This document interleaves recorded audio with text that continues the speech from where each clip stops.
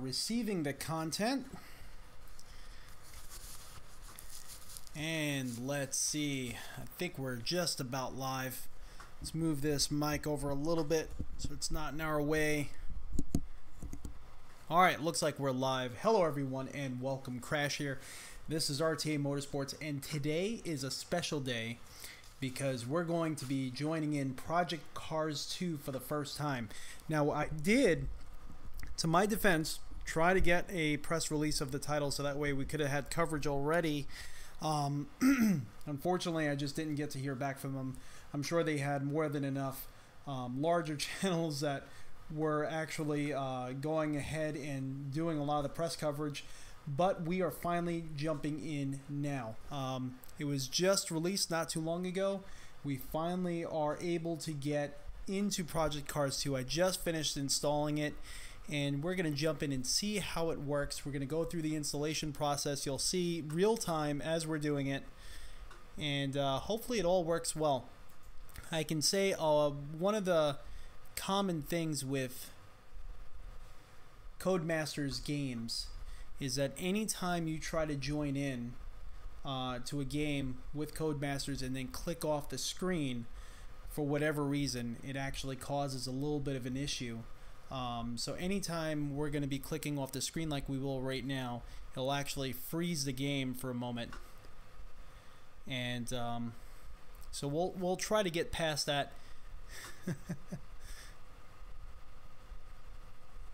Hey Taz, he's asking, he's not sure about this game, if to get it or not, after the first one was a letdown on the PC and console. I hear you, and that's why. And it was really a shame. The first one, especially in VR, was so amazing to look at. It really was. Especially racing in the rain and whatnot. But we'll see. We'll see. I'm going to jump in it right now. I'm going to give you my first impressions. Obviously, I'm going to be talking my brain off. I'll let you know exactly how I'm feeling as we're getting into it.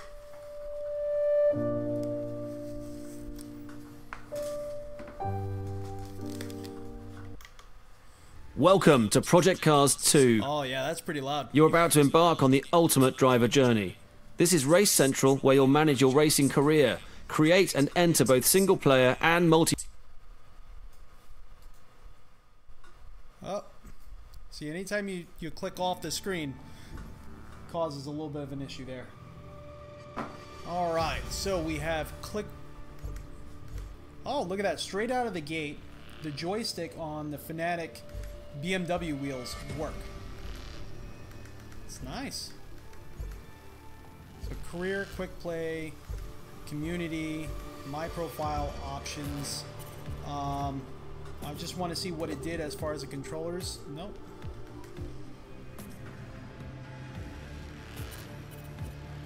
Not sure what is the selector button. Oh, so pushing in on the joystick apparently also selects it. So maybe not. So look at this. You can see I haven't played this at all. Not at all. And I just installed it. We just turned it on together, and it already pulled up my wheel. And it's funny because it is, well, it's not quite as dusty as mine is, but that's my wheelbase. That is awesome. That's what I'm talking about. So let's see. Let's calibrate the wheel first. Let's make sure that we're running 900 degrees of rotation. Because last time I went into, well, actually, let's leave it on automatic. Last time we went to race room, I like sticking it on 540.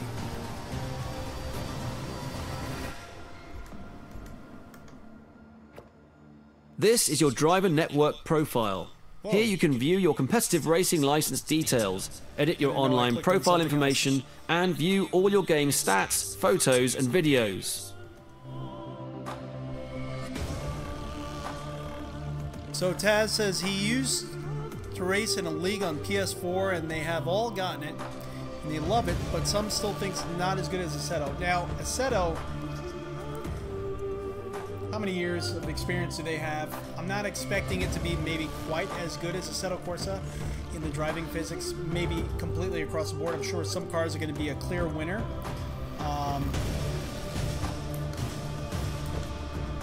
But I'm really looking at the weather patterns, how that affects the car. I really need to do something about this music. It's really loud.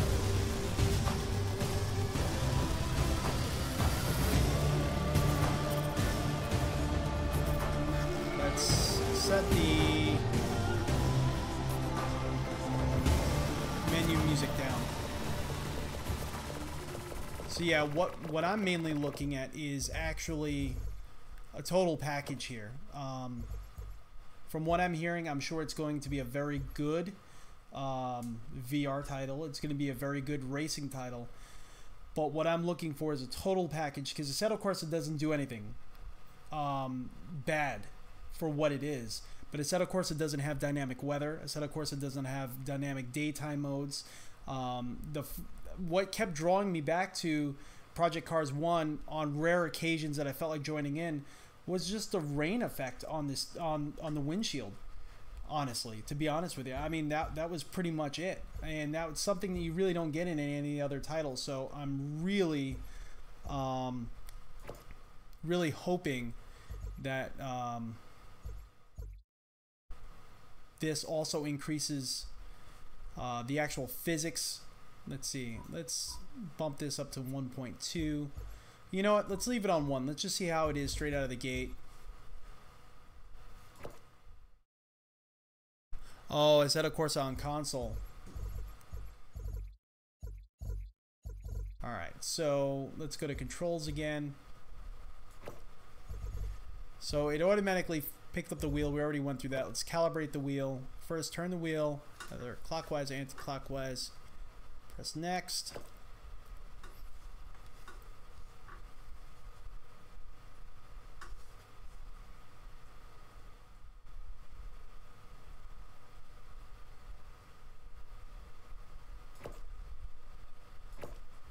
And then we'll calibrate the pedals, throttle, brake,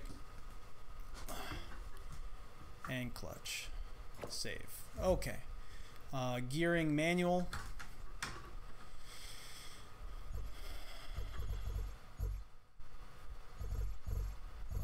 Kind of wondering if it's automatically going to pick up. Let's see. Handbrake. So you do have to assign the handbrake. Gear up, gear down. All right, so that worked, and let's assign. So at least this is all being picked up pretty easily.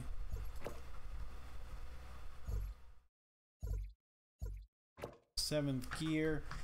It's the one thing I hate the most on this Fanatec, is that you have to push down and go over to go to 7th. That makes no sense. Reverse gear. There we go. So cycle cameras, button 1.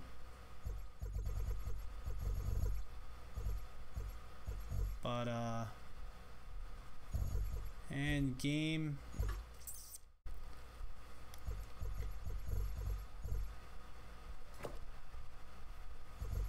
Wait, what was that? Motion control. Edit assignments. Oh, never mind. Never mind. And so let's check out visual. Let's see if it actually, and it's putting everything on. System.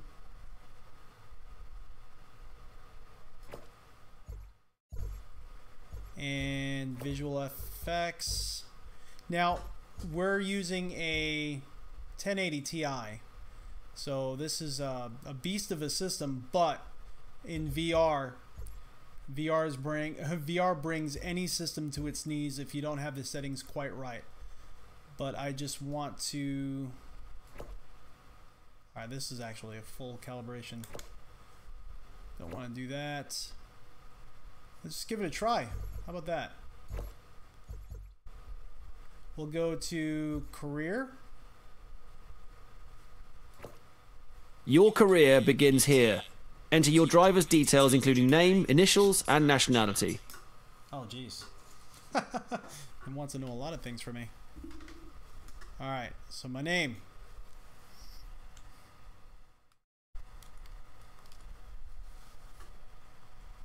How come it's not picking it up?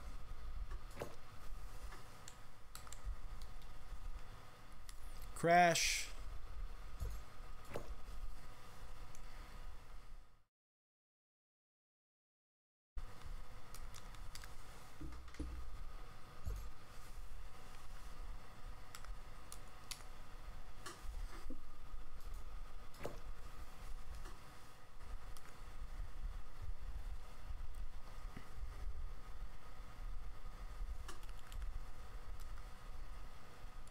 Why not?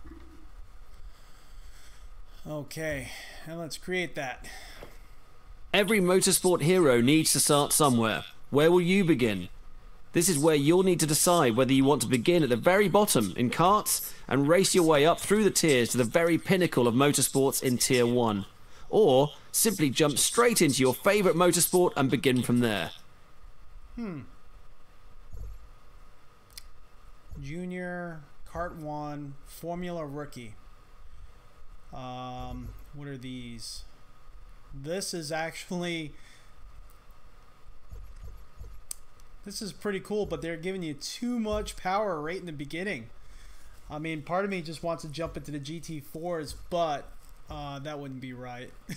Look at this. LMP3s. Rensport. What should I do? I'm just gonna do Formula Rookie, and we'll start there. Maybe we'll do a quick race afterwards, and we'll see how we like it.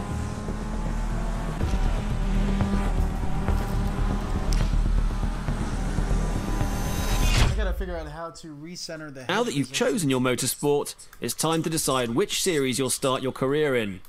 The series structure varies according to which motorsport you chose. Some offer multiple starting points, others have a single one, while others will offer just a single series by itself. Let's see if I cover the headset. Sometimes that works in recentering the headset. I'm sure there's a button I could assign. Nope, still holding it over there. We'll figure that out in just a little bit. Oh, you get the full rules and regulations. One practice, one qualify, one race. Okay. I'm sure we'll now that you've chosen your car, it's time to choose your livery. The livery you choose will also determine which team you'll be racing for.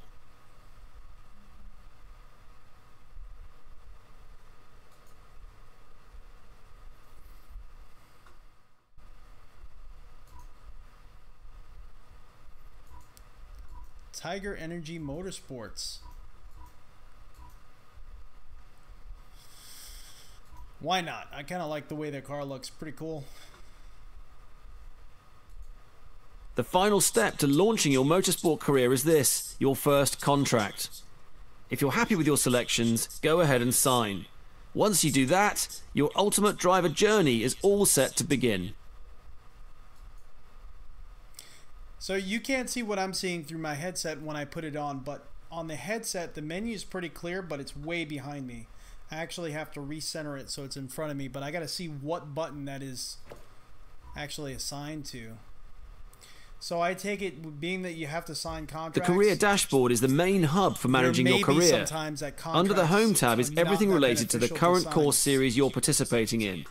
Here you'll be able to head onto the track for each round, view the event calendar, check emails from your team and others, view your series standings, and read news headlines from your prior races. Cool. Sounds good. So I like the menu setup. Everything seems to make sense. Everything's in a logical position. Kind of in a way reminds me, like so far how the career mode is going. Kind of reminds me of how F1 2017 is. Here you can view your career's progress. You can also see which trophies and accolades you've won, as well as what you have left to accomplish. This is also where you can set the difficulty levels for your opponents in your races. Okay, all right. But I want to go to my menu, career settings, current series.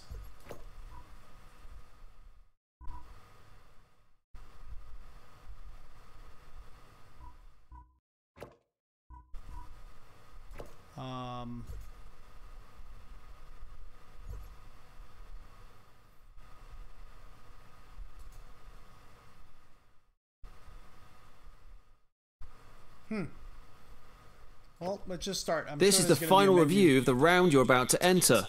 Here you can configure which sessions you want to participate in, as well as their length. Once you're ready, hit start and get out onto the track.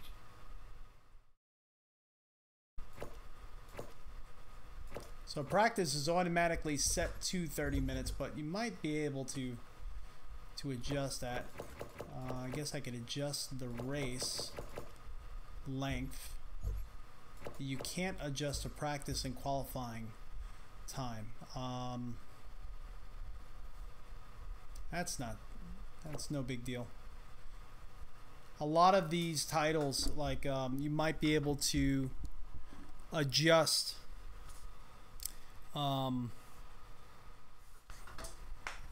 like, you know, end a session and then begin qualifying. You don't have to be in practice for the whole 30 minutes if you choose not to. So let me know, how does everything sound? My last stream that I did, my microphone was really crackly. It's race time. As you look around the pre-race menu, you'll see a list of all the participants. You'll also be able to view a detailed map of the track by selecting the map icon. If you need to, you can alter your car setup, as well as pit strategy before the race starts. Oh, that's cool. Additionally, you can customize your head-up display layout and options to suit your personal style. Hit the start button.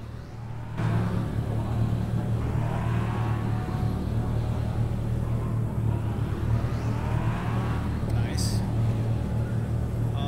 Controls, configuration, edit. Let's see if there's any dead zones. I don't really like any dead zones at all.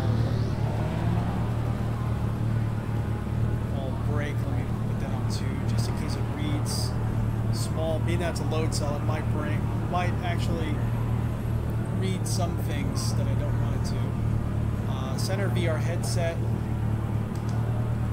and actually right now my dash display on my wheel, you'll see when I pull down the headset itself, is actually showing N for neutral, so that's pretty cool.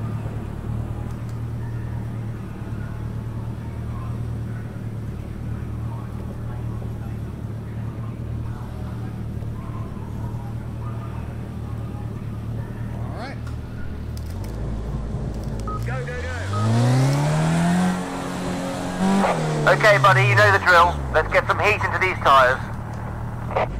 So far, everything looks really good.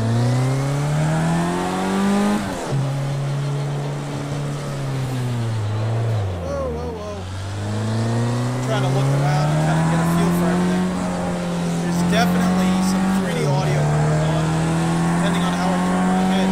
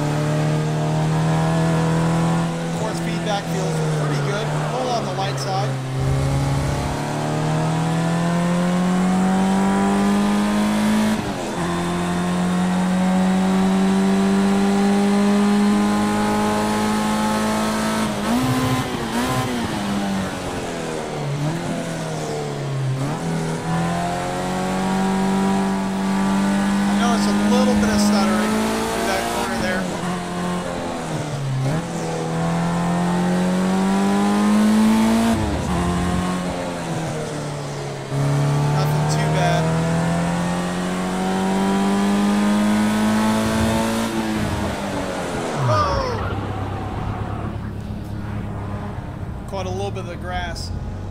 Definitely need some anti-aliasing, but I think, or super sample. But I can tell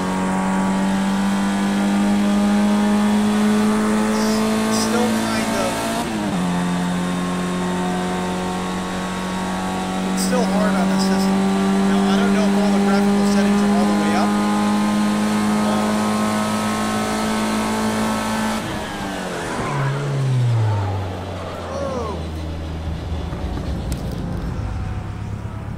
So yeah, and definitely tell me if whether or not, let me hit the throttle.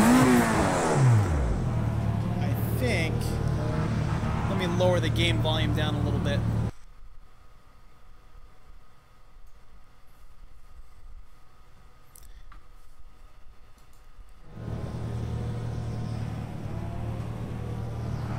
Definitely let me know if you could hear me fairly clear or not with the title going.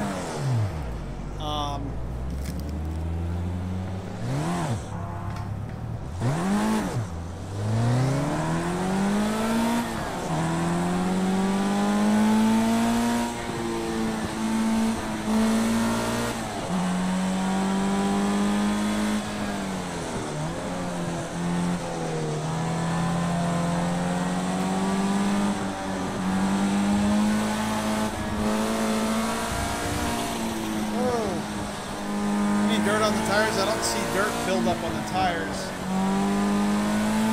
Not like you do on a Assetto Corsa.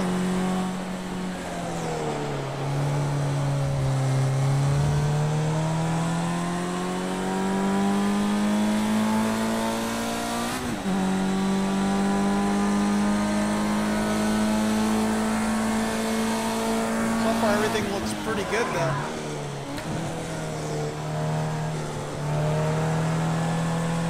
A lot of stutter through this section here.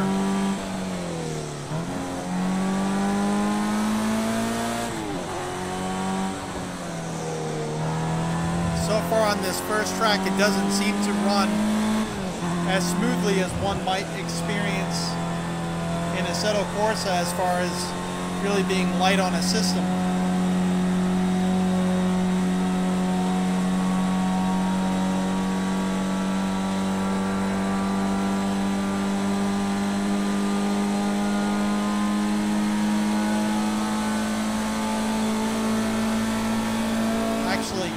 That's way too small. I can barely even read that.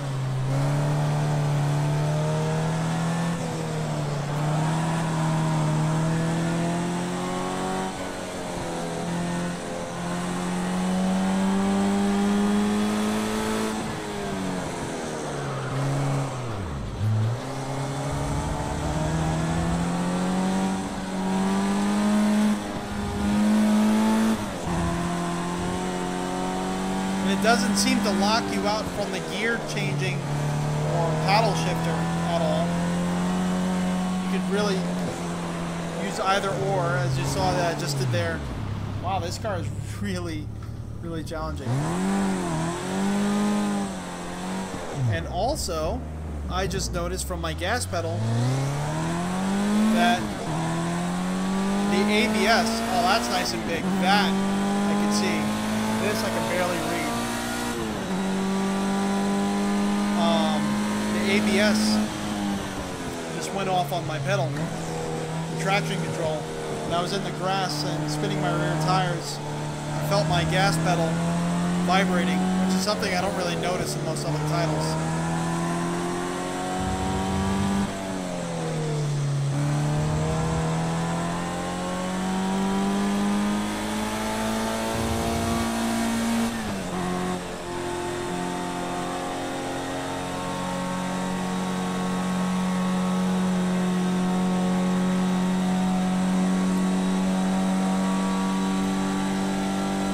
There's a lot of detail in this title. Pretty impressive.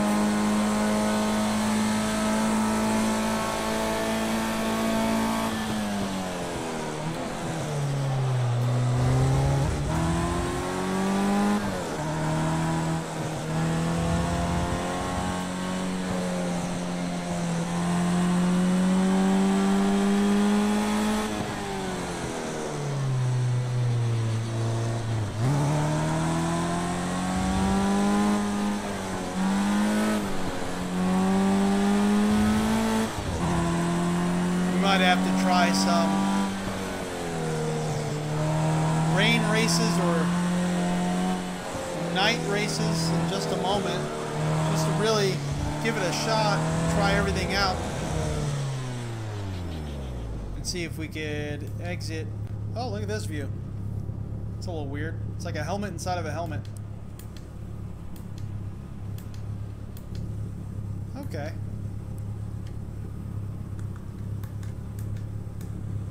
That view looks right behind you.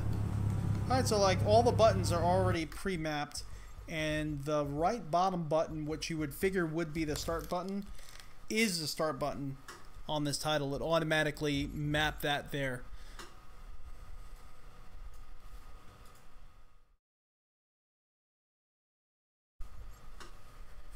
And I just actually realized that I have my display mirror on, so that would definitely impact some of my performance that I'm experiencing. So let's turn that off, and I'm going to exit here. Let me see if I even have super sampling on in the headset itself,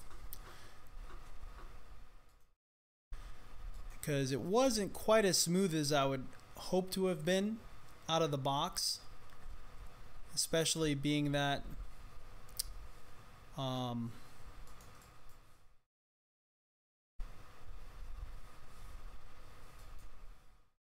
let's see,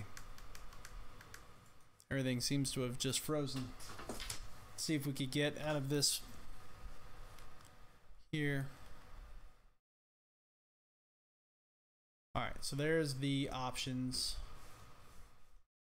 Where's my mouse? I have no mouse. There we go. Well, it's stuck in the corner.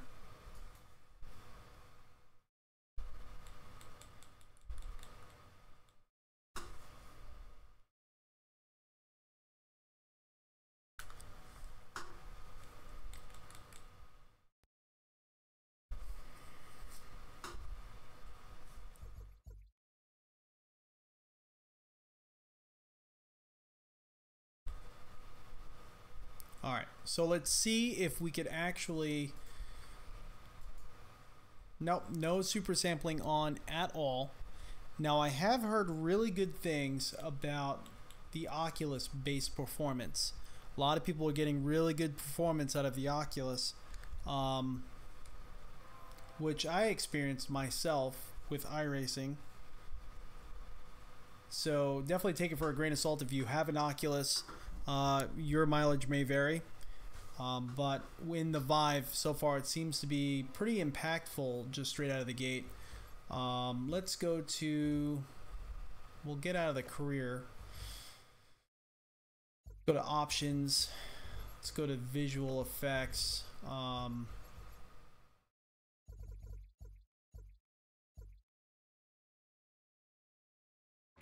We don't need vignetting.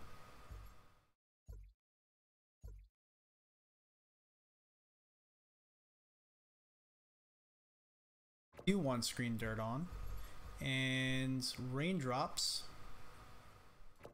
yes.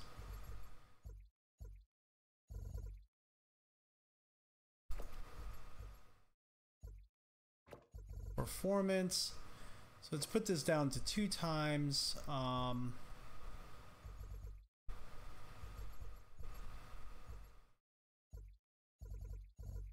So everything's like on low, which further kind of freaks me out about the abilities of my graphics card to really run this really well.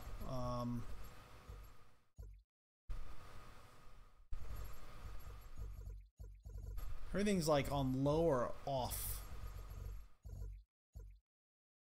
VSync is on. Why is VSync on? No. Let's take that off. So maybe that's part of the problem. Card detail, I want this on high. Track detail, medium. No motion blur. So you know what? Let's actually put this back on 4 times just in case. Put this on high. Let's see what this looks like. I didn't know VSync was on.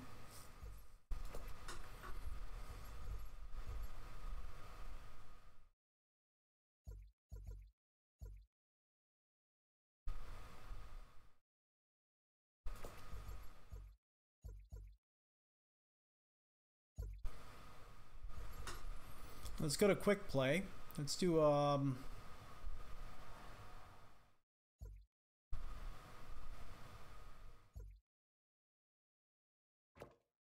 This is where you can either select a car and track before jumping straight into a quick race, or set up a customized race weekend.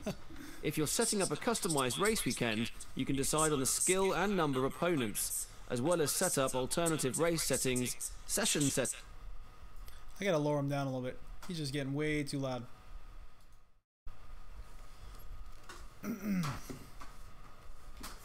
Alright, so vehicle. Here's where you choose which car you want to drive. That's pretty obvious. Alright. Let's see what we have to play with. See what we have in Cadillac. See if we have mine. So far, just the ATS-V. Okay. See what we have for Chevy. Ooh. I want to drive this. This is actually a car I'm thinking about trading my car in for. So I want to see how this... Oh, they just have so many cool cars here, though. You know what?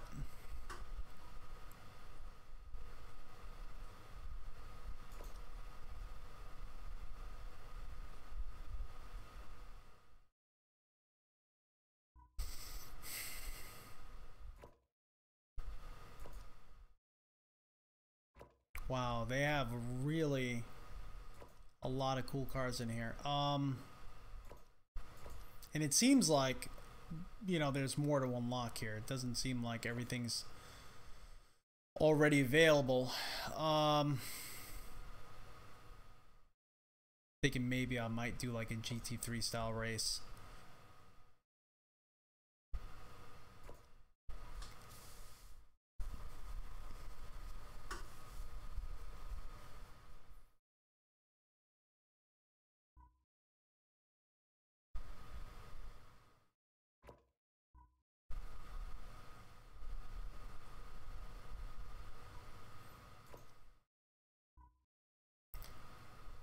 We'll use a Corvette C7R. The track will Here's where you choose which track you want to drive.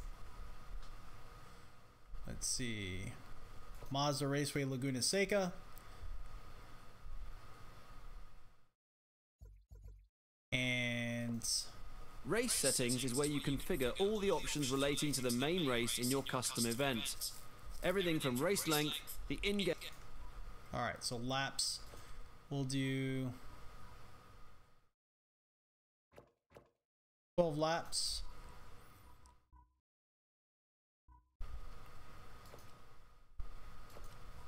Summer. Actually, let's put it to today's date. 9... Today's date, like as if we're racing there today. All right. So today's forecast is going to be a little bit of rain.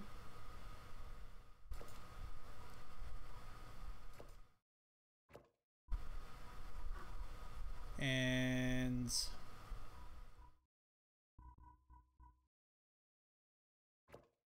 save that. Session do a practice 6 minutes, why not?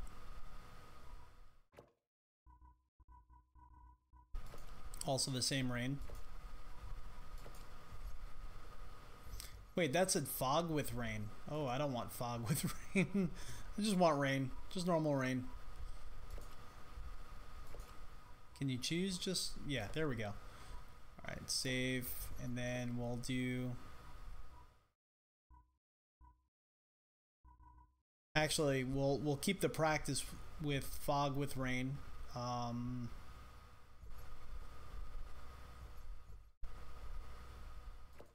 opponents. Opponent settings is where you decide the opponent's skill level, as well as the size of the grid, the car classes the opponents will be racing in. Alright, so vehicle class. Same class. Save. And so we'll give that a try. Let's see how that works out. So the menus, actually, you could see everything really well on here. Everything looks good. Everything's pretty legible. You see your compositor in the background, which is pretty neat.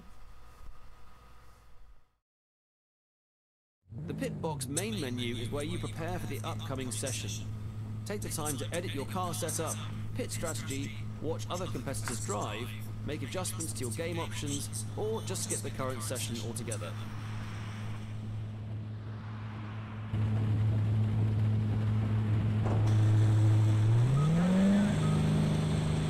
So you still can't control your exit on pit lane, and I'm not sure what button it is to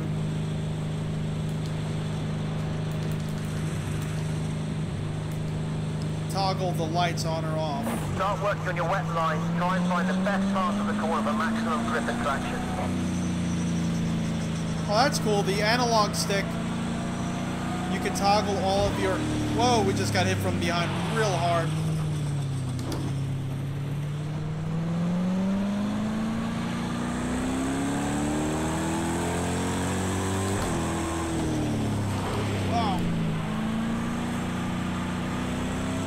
Alright, we gotta pause this for a second. I have to move this mic over a little bit. we almost just punched it again. Alright.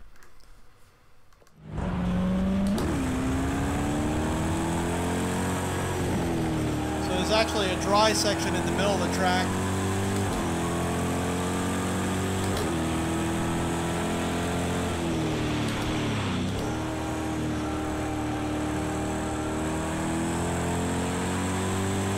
Not much water buildup on the track so far.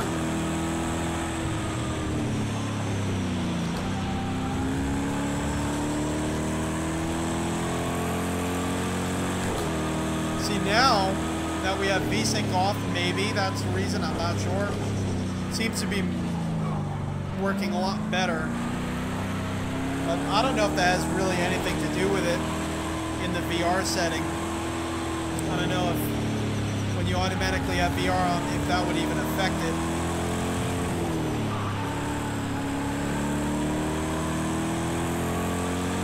But in here with all the other cars on the track, it seems to be working just fine.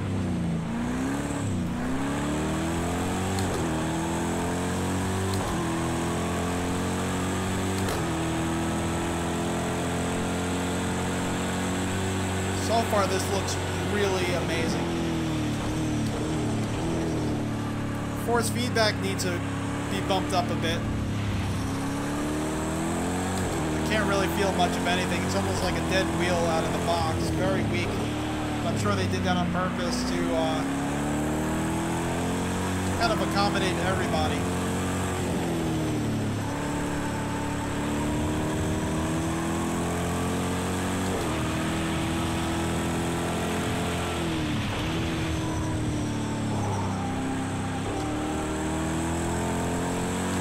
See the fog kind of going away from the sides of the track there. Little slide.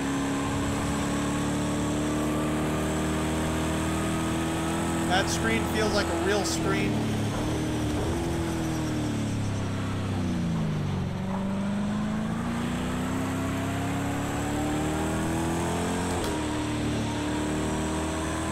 Trying to avoid the wet areas of the track.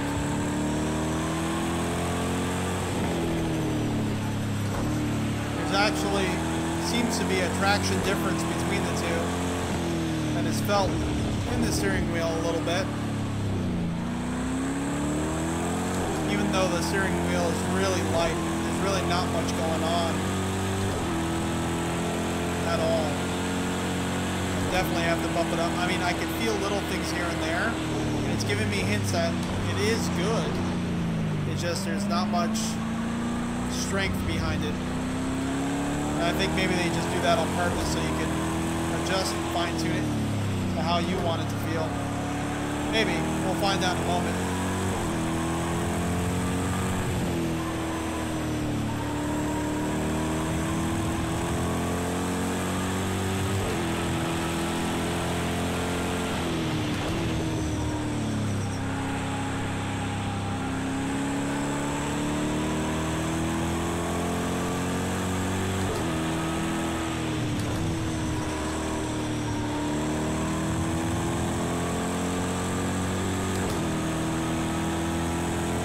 Out of the gate, though, the force feedback feels better than it did in Project Cars 1. Just out of the gate. And it's running a lot smoother than it did. And I didn't really have to go messing around with a whole bunch of graphical settings.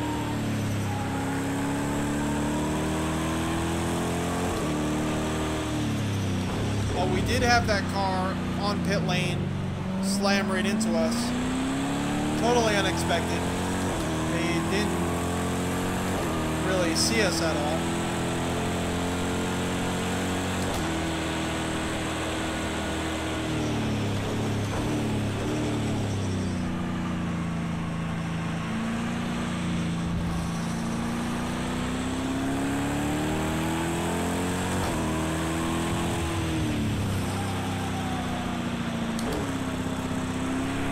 Able to catch that slide pretty well. The track is starting to get pretty wet. The dry area is starting to really disappear in the middle.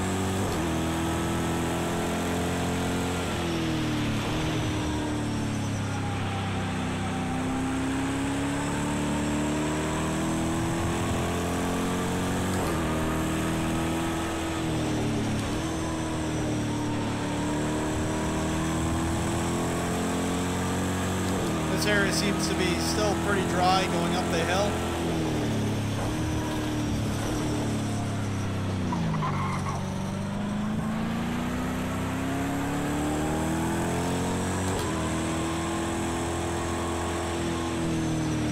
Ah! Overcooked that. Right in the dirt.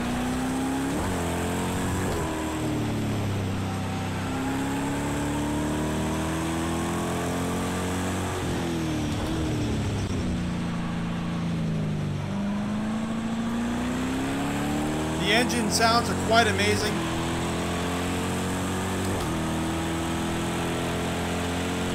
The water sounds, you can hear the water hitting the inside of the fender as the track is getting wetter and wetter, which we're observing here.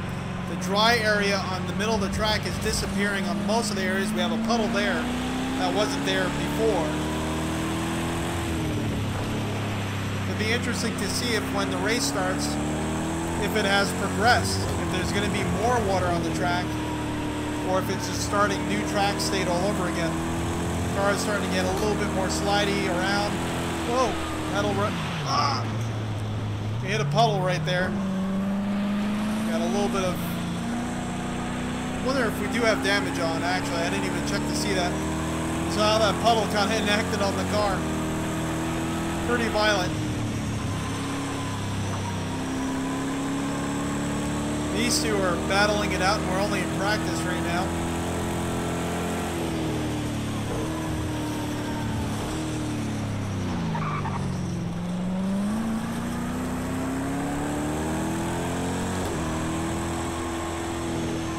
Trying to stay in the middle area.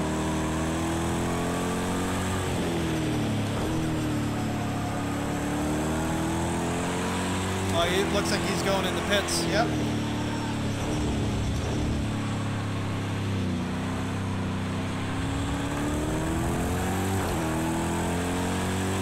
This is amazing. This is absolutely amazing.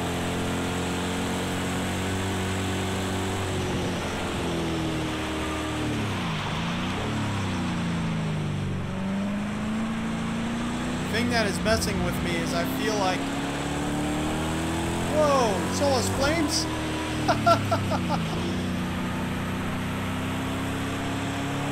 I feel like I'm really experiencing it. I mean, it looks so incredible. You can see the gusts of wind and water from his car in view. I mean, it's like it's harder to see because we're in his turbulent air.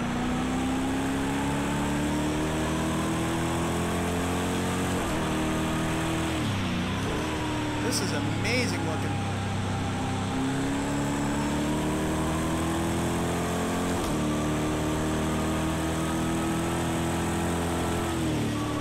Look at those flames.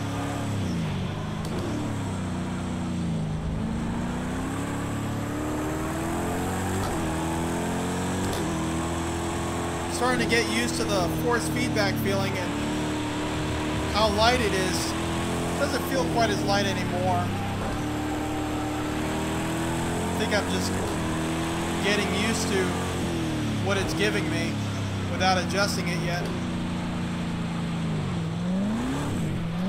Whoa! Wet track. I like that. I haven't noticed that on too many other titles. When you have no traction under gas conditions, the actual vibration motor on the pedals are vibrating without me adjusting anything. I am getting ABS lockup on the brake pedal, and when I'm losing traction with my gas pedal, the vibration motors are going straight out of the gate. That is absolutely awesome.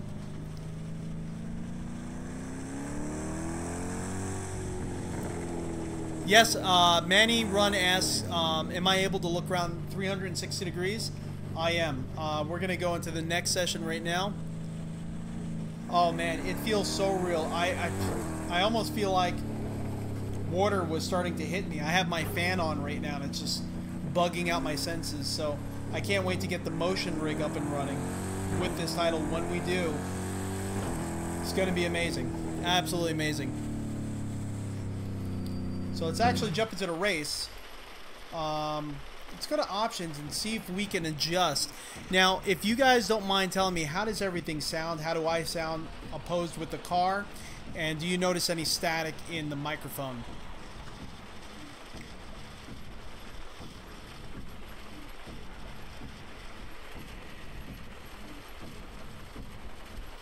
Let's go to controls. Let's go to force feedback. And raw.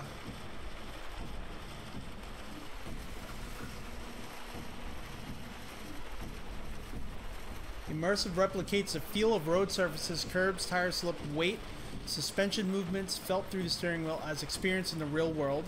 Raw is unfiltered force feedback, allowing you to feel the full strength of various forces felt by the drivers. I don't know, it doesn't feel that strong. Informative is designed to give more of a detailed feel of the road surfaces. And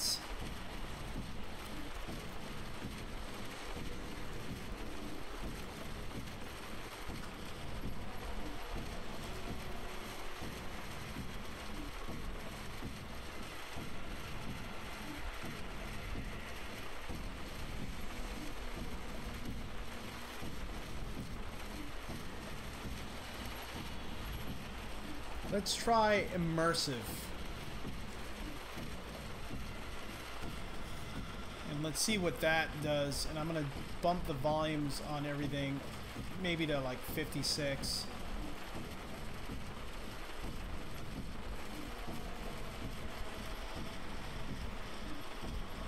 Kind of bring everything up a little bit and then see how that feels.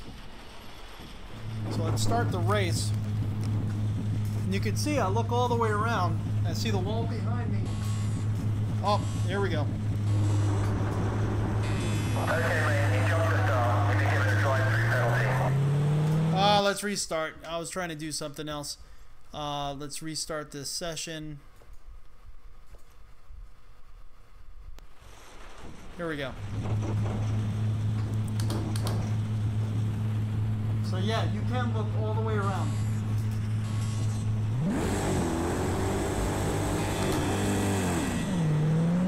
So it looks like the track is nowhere near as wet as it was before, so it seems like the track state starts over. Whoa, whoa, whoa, big accident! Big accident. Oh yeah.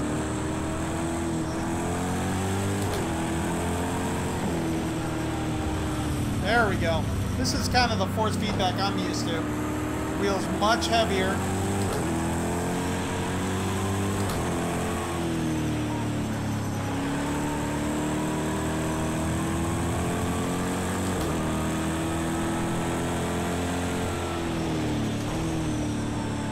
And everything is running really smooth. I mean, granted, we're at Mazda Raceway Laguna Seca. It's not a big track. There's not a lot going on. But I think maybe that VSync automatically being on was causing issues.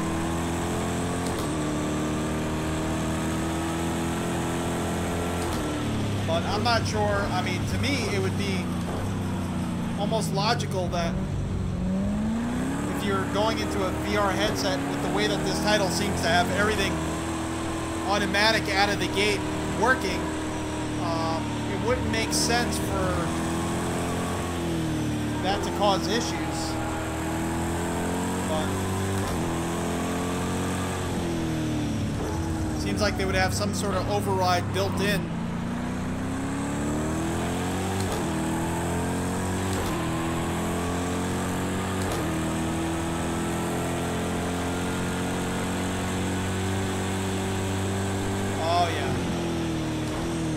Force feedback can be adjusted really quickly to feel awesome. Let that be known.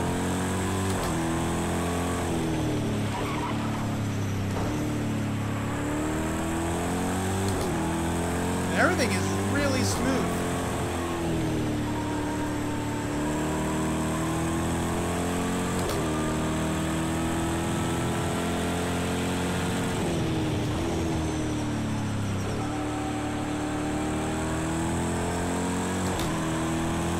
This almost seems to be like a sun shower because I'm not really experiencing a lot of rain. I'm not seeing a lot of drops.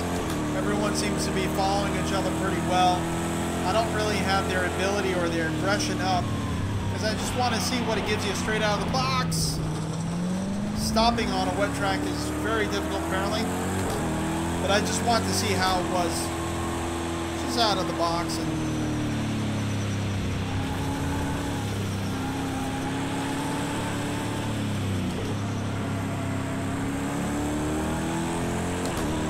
so far, so good.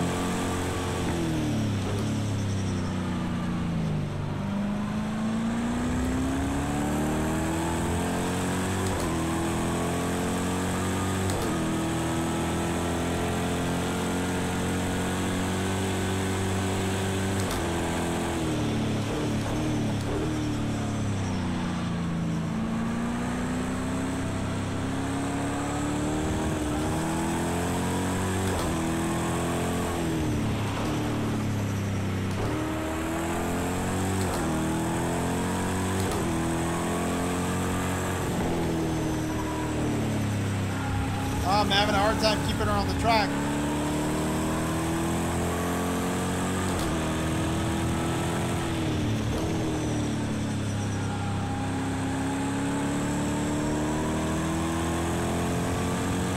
I think with the sun out, it's a little bit hard to tell where the wet parts of the track are right now. The track looks pretty dry, just appearance, except the backs of the tires of the cars ahead, you can see there's a little bit of water spray coming up. Oh, cones are getting knocked everywhere.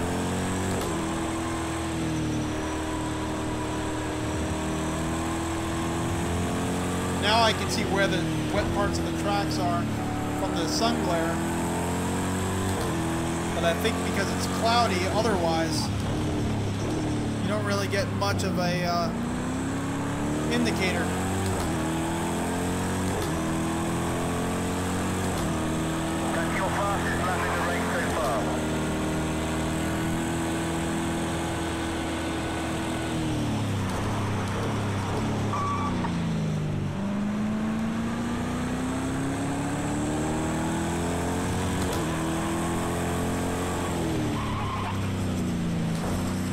Brake sounds, the tire squealing sounds are a little canned almost. They're very high pitched and very screechy.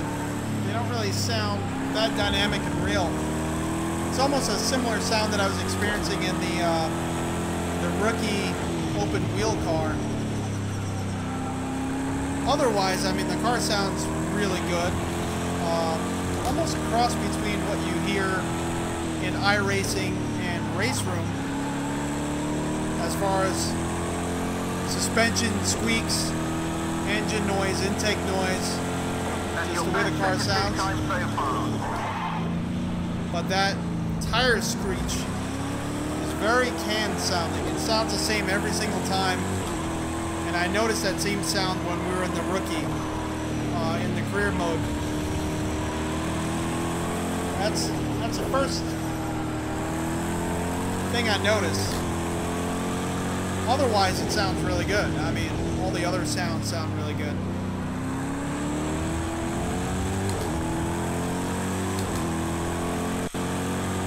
See the flames coming out.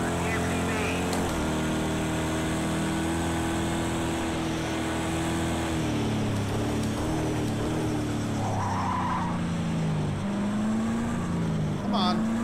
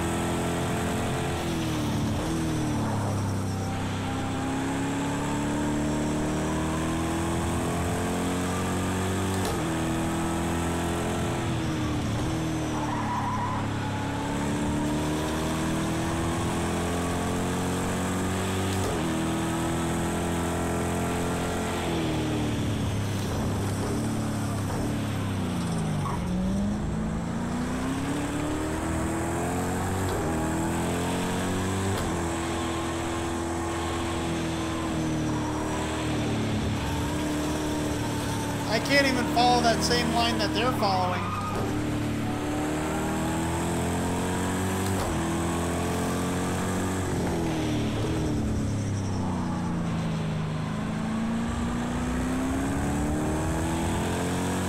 But so far, at the base difficulty setting,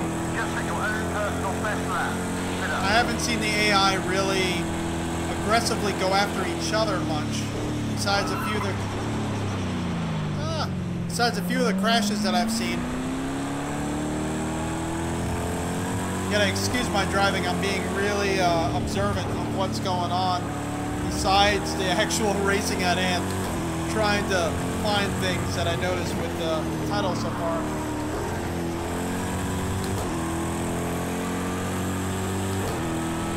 Everything looks really clear. I mean, we're not running any super sampling and everything looks pretty good.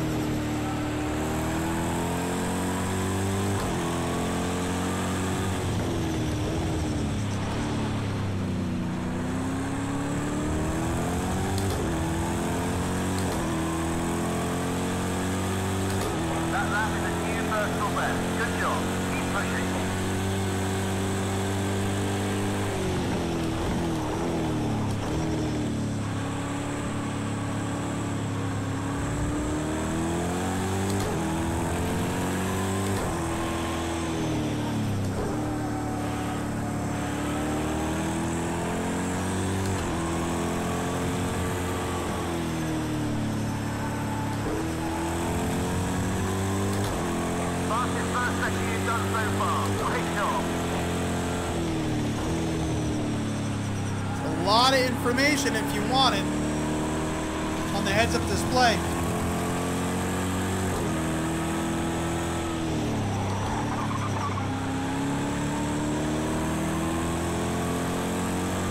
You're right on his tail. Come on, let's make this happen.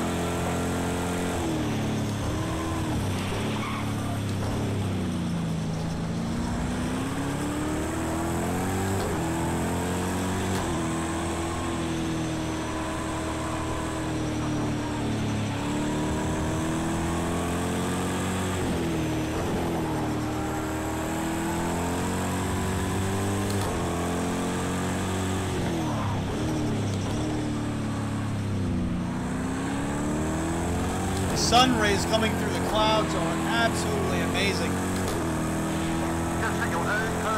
fastest lap. Keep it up. Really gives you a sense of depth through the cockpit of the car and makes it feel real tangible. Good job. That X plate definitely isn't far away. Oh.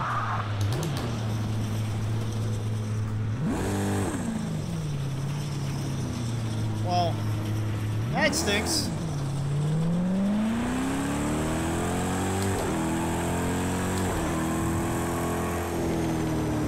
Well, why don't we try another discipline in racing? See how we feel about that. Because right now we're just jumping in. Let's keep skipping around and see how we feel about something else. Kind of wanted to go to the Nordschleife tonight. But I also want to try... Really wanted to try also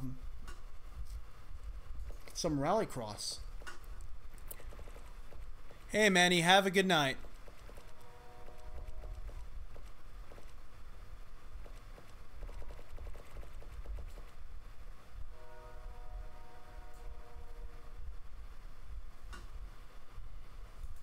Let's see. Maybe we'll try some autocross.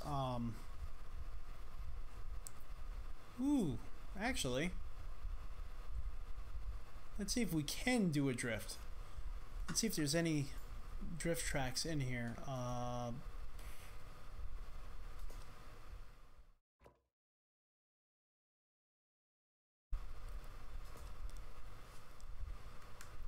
wonder if they categorize any sort of tracks as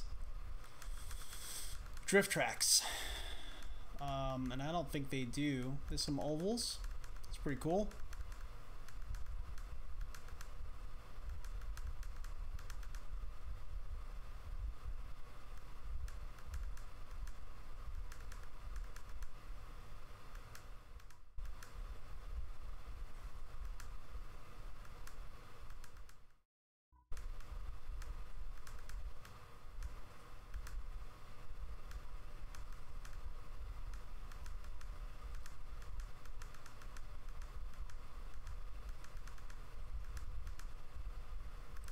Some ice tracks. That's kind of crazy.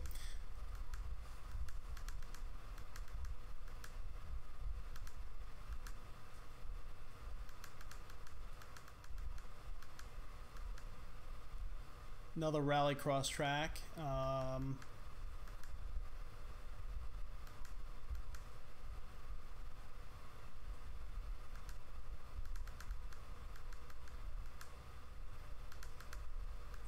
Well, let's see if we could maybe drift some sections in California Highway. Do stage 1. Now this car here,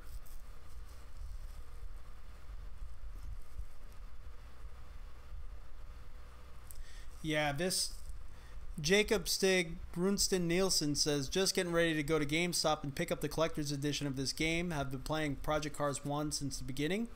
Really looking forward to the esport features of this game.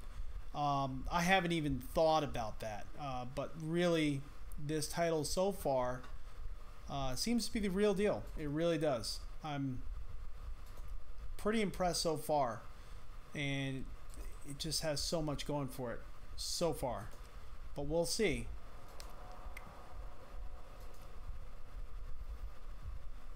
But this car, I remember on Project Cars 1 was almost undrivable, so we'll see how this works out.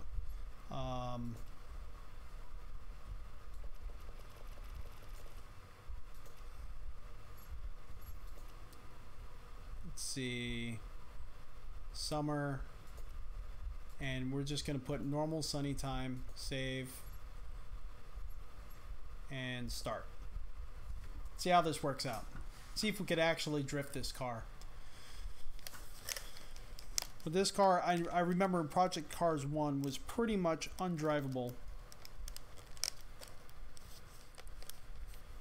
Then maybe we'll give, maybe we'll save Rallycross for another day, and we'll give that Camaro ZL1 a shot.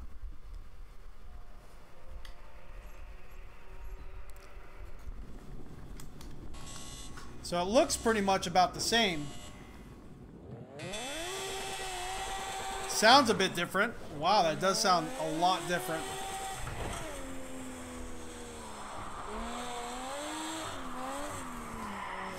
Oh no.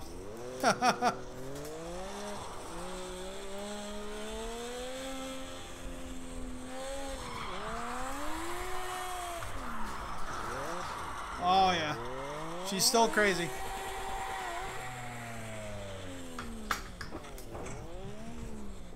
Okay, let's actually restart that. Let's see.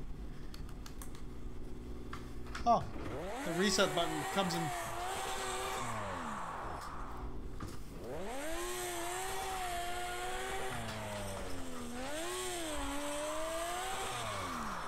Wow, this car is still very hard to handle.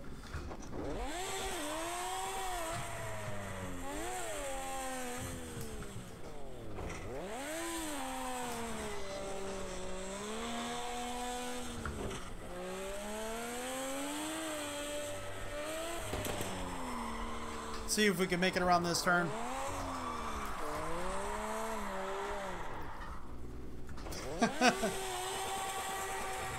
It just seems to be like a little uncontrollable almost.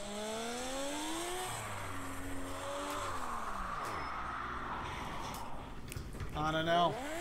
Might have to get some tuning setups in mind maybe.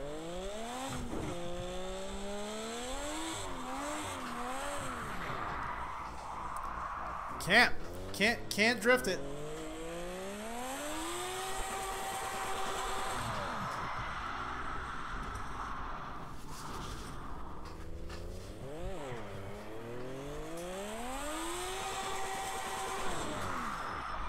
At least not around this track.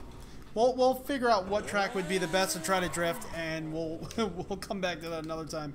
It seems like it might be promising. I mean, it almost feels like it wants to. But it's just way too hairy. It just keeps snapping around.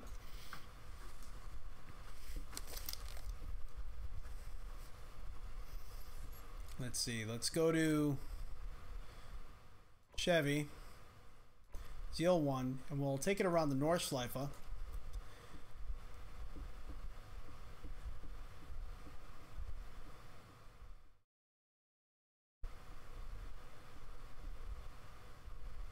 Where'd it go? I know it's here. There we go.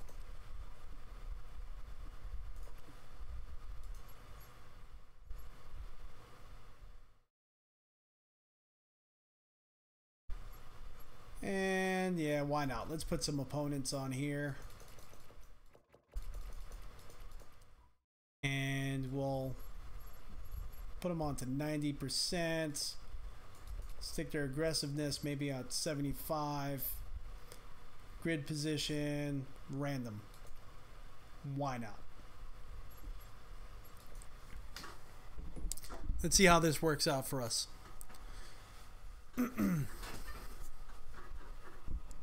Hopefully not horrible. I think I should be missing this microphone. Yeah, maybe we might bump it a little bit.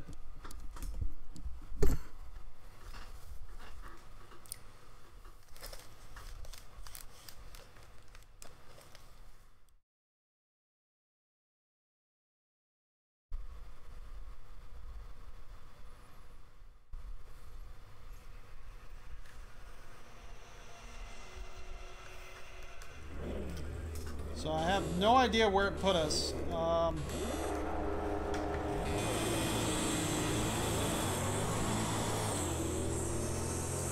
13th. Some Ariel Adams in here, it looks like.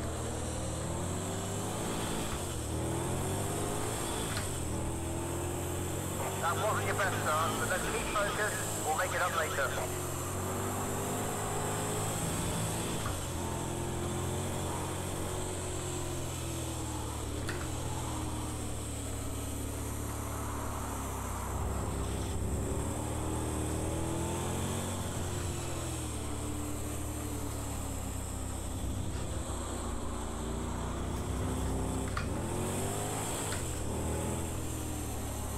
It's weird, this car almost has like a turbo blow-up valve sound to it, which it doesn't have in real life. It's supposed to have like a supercharger whine. I don't hear that. I hear a blow-up valve. And for some reason, the rear end of the car just kicked up. That was completely weird. Let's try that again. This whole thing is like throwing me off. That is not supposed to be. Huh.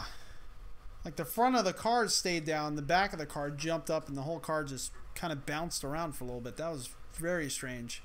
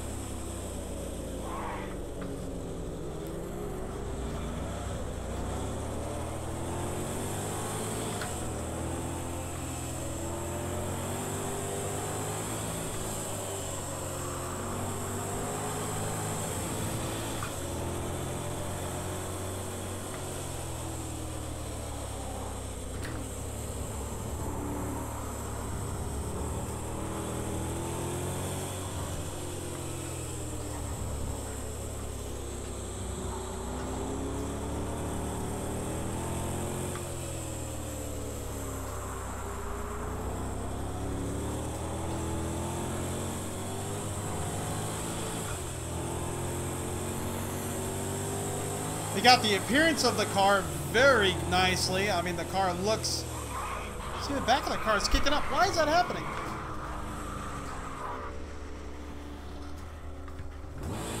It's a very weird thing to happen there. If anything, the car should be launching. There's like a hump in it, and it's kicking the back of the car up. Which doesn't really make much sense.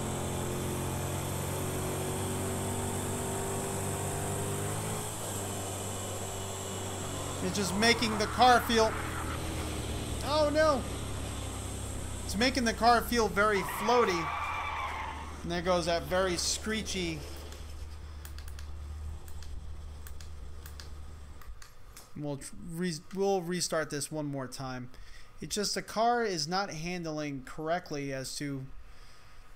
When I test drove this vehicle, and I test drove it pretty hard. I mean, the car doesn't feel this floaty in real life.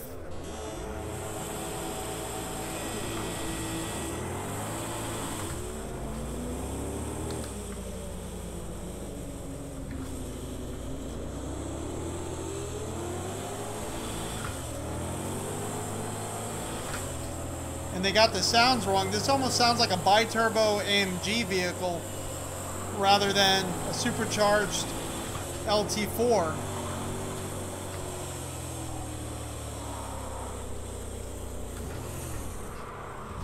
Kind of wondering what it sounds like on the outside.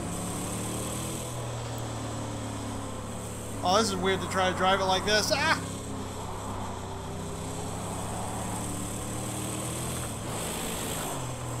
From the outside, I mean, that's kind of what it sounds like. I can't drive it like this. From the... It does sound really angry like that. But on the inside, this almost has like an AMG turbo sound.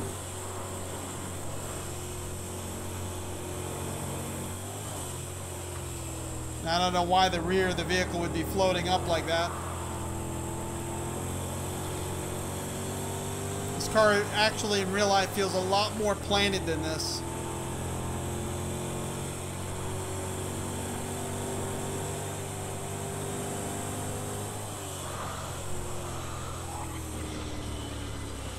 Jeez.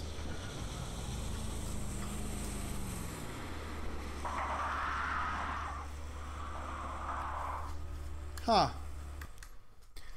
That's kind of upsetting. Let's see how this car is on the California highway.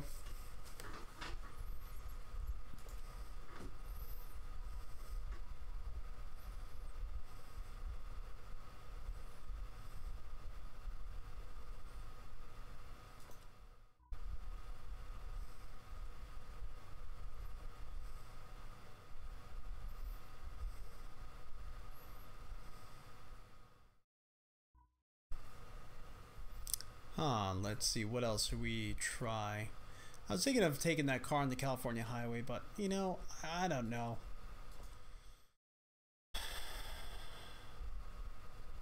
Thinking maybe doing...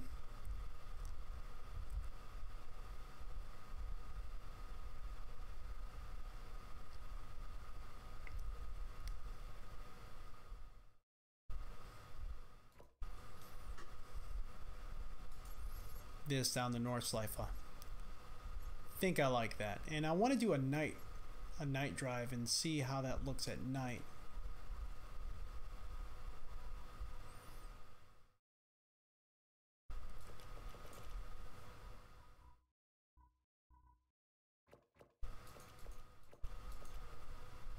Put that on 10 times and let's see how that works.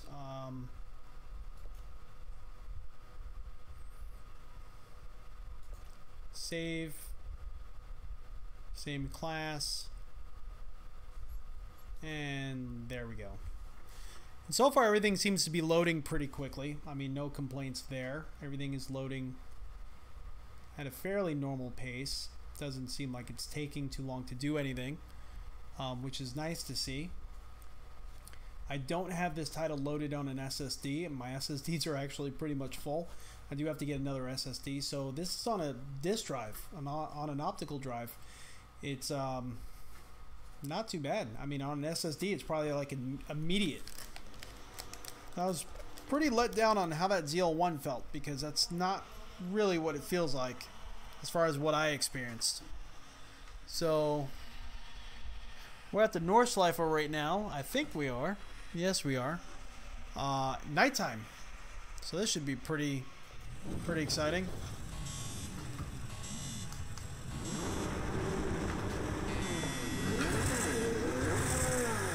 Alright, so that's another thing you need to keep in mind. It doesn't lock you out of... This looks amazing. But it does not lock you out of your H pattern shifter when you're in a car that's sequential or a paddle shift. So if you leave, like I just did, if you leave your H pattern shifter in 5th gear, the next race you go in, it may still be in 5th gear. It's not going to just start you off like as if you're just using only your paddles. So I don't know if that's something they could update in the future, where depending on the car it'll default to that shifter. That would be nice. So I'm going to restart this because we messed up that start.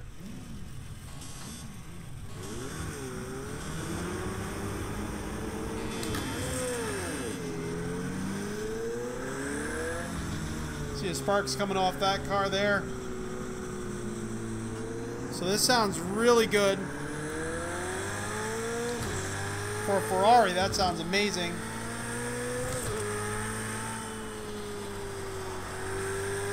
Everything looks amazing.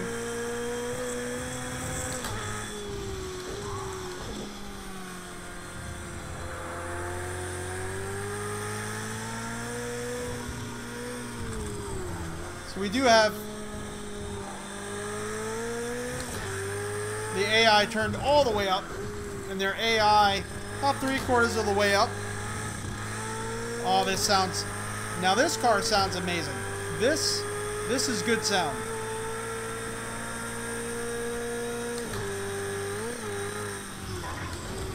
And that time, I didn't have the rear of the car only pop up.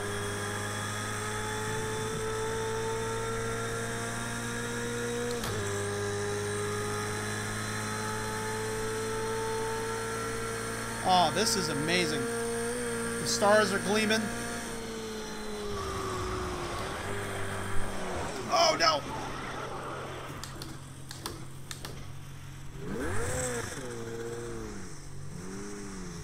Lost control.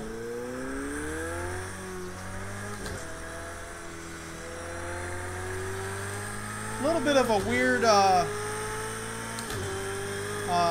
artifact there that I keep getting. Do experience in this headset some God rays from the actual from the dash display, and it kind of impedes your ability to really see the track unless there's cars ahead of you. If you're by yourself at the track like we are now, it's a little hard to see the track because The dash kind of blinds you from the God rays of the lenses inside the VR headset.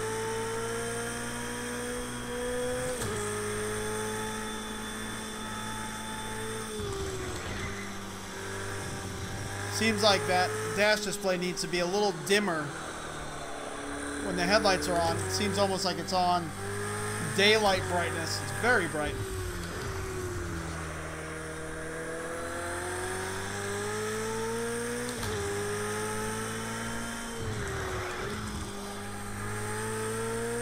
If you haven't noticed, that's the same tire screech that we're having from the other cars on the other tracks.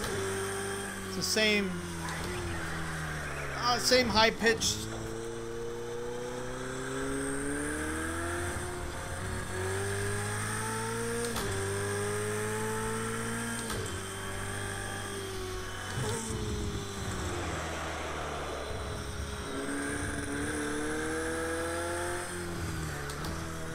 That's the only sound I would tell them they need to work on, is their tires losing grip. They need to have some more variation in that. It's the same noise every time. And it's so loud and so high pitched that it's almost impossible to ignore. I cannot see anything on this track. Especially with this. I almost want to put my hand up.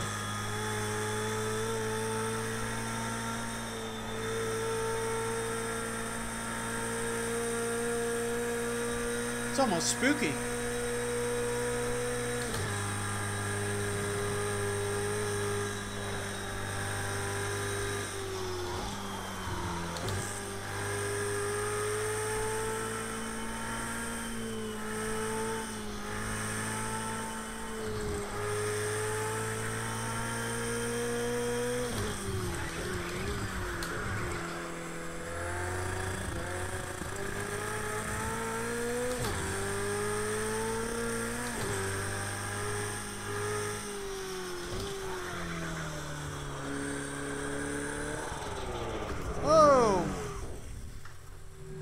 Lost it there.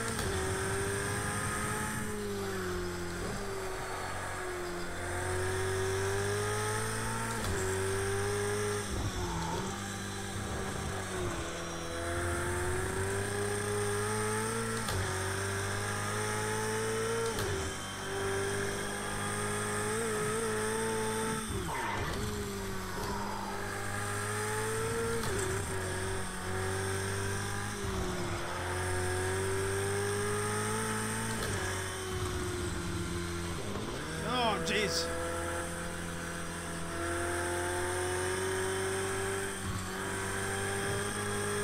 This is really difficult at night because you can't see half of the track.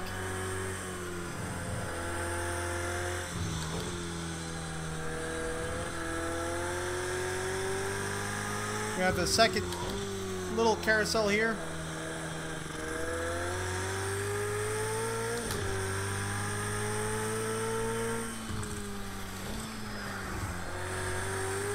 This looks amazing. I mean, appearance-wise, absolutely hit it out of the ballpark. Stars are amazing. Very immersive. That screech noise is very, I don't know. It's a little distracting because you notice that you keep hearing the same noise over and over. But besides that, I'm very happy.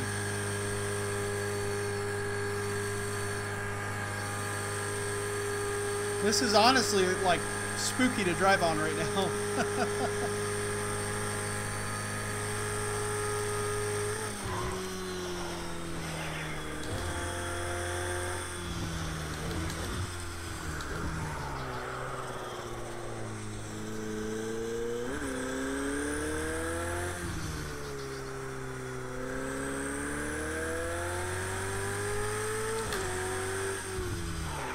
Alright, so that's one lap there. Let's actually try something else with a different... Let's see where the start button is again. There we go. We'll try something else. Nighttime racing, I mean, if you could keep up with them, by all means, that was amazing.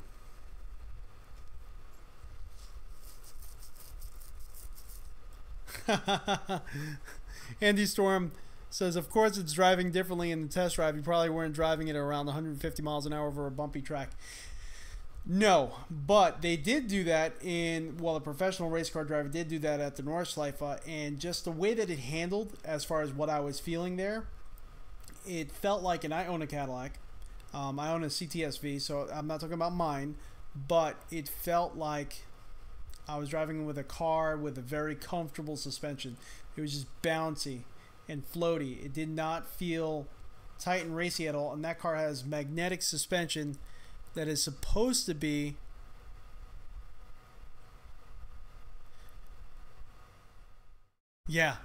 it's supposed to be a little bit tighter, a little bit more racier, a little bit more capable, and it didn't feel capable at all, and the sound was way off. Andy Storm says it's supposed to be dark. It's literally a track in the middle of the forest, some tiny villages around, and he's been there during the 24-hour race. It was very dark, and it was actually really creepy to drive around once the other cars got away from me, which they did quite quickly. So let's try some Rallycross. Wasn't sure if I was going to, but I think we should. I think it'll be cool.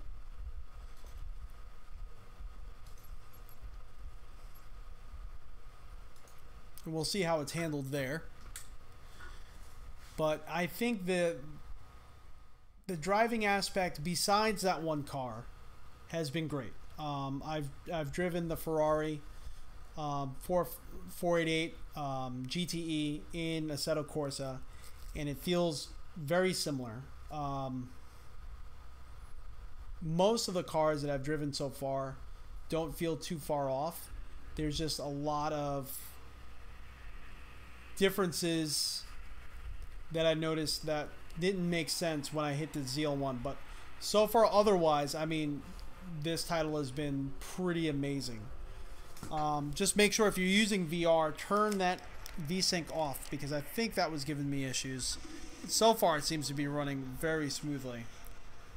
Alright, let's go to start here.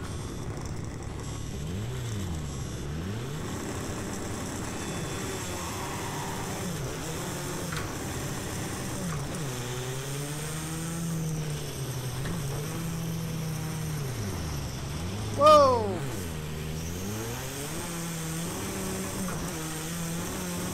Oh, this is incredible. Like, I didn't know they had 3 brake lights. Oh man. So what I think we need to do is we need to do this proper.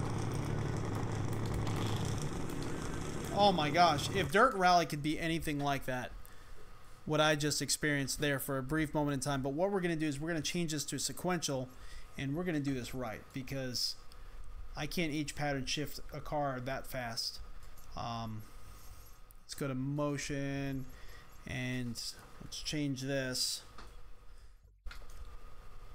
So gear up. Where did that go? Did that work? I can't tell.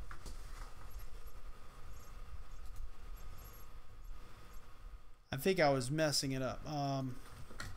There we go. Gear up, gear down. Okay. So let's restart this session. That's okay. I think we're going to do it correctly now.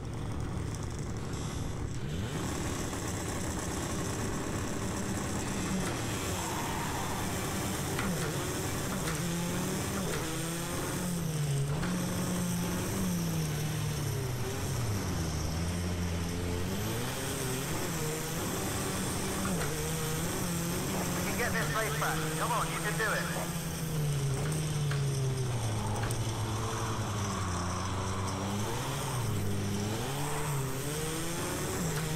If Dirt Rally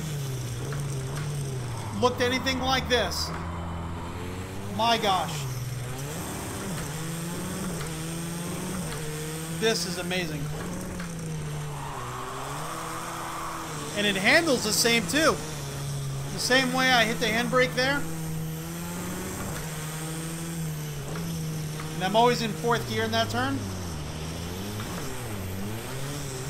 Alright, that wasn't as smooth.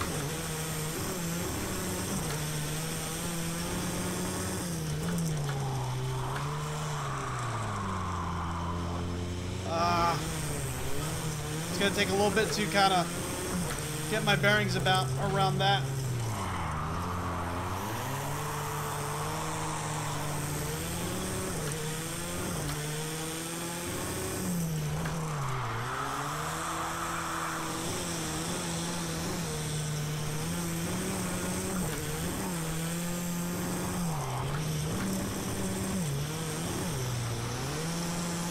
Oh, no!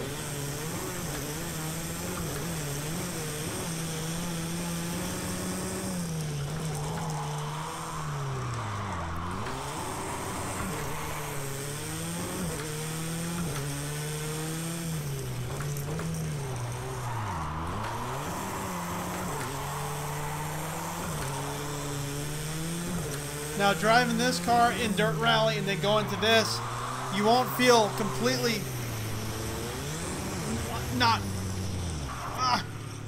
you won't feel completely lost, is what I was trying to look for. This feels pretty similar.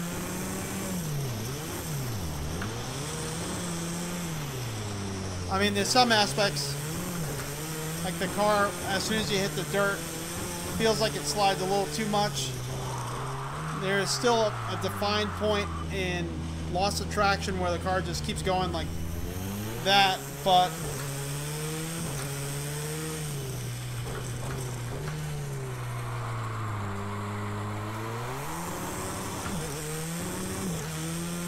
not something I can't get used to. Whoa. I guess maybe we hit with the front end. Let's actually restart that now that we're kind of getting used to the car a little bit. I'm actually pretty excited by this.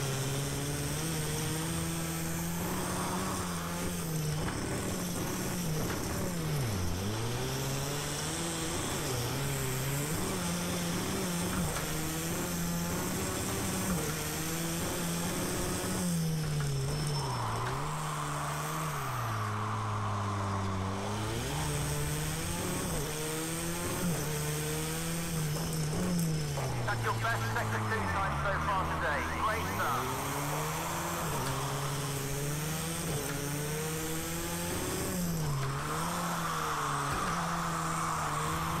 It didn't want to downshift there for some reason.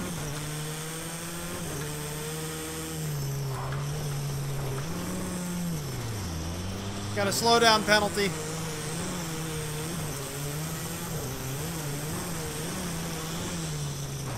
Oh.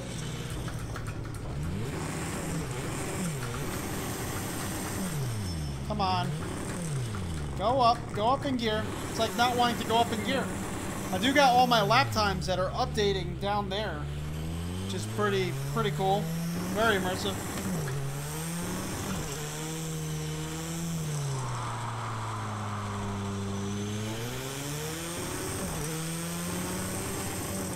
I wonder if it's neglect to sometimes want to downshift. Has to do with maybe my shifter? I'm not sure. You can see how many times I'm pushing it. It only downshifted. Let's see if we can do this Joker.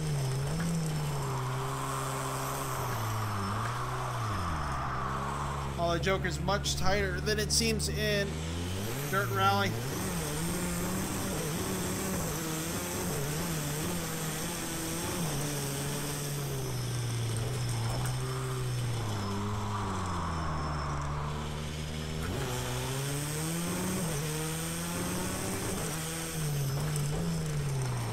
Come on.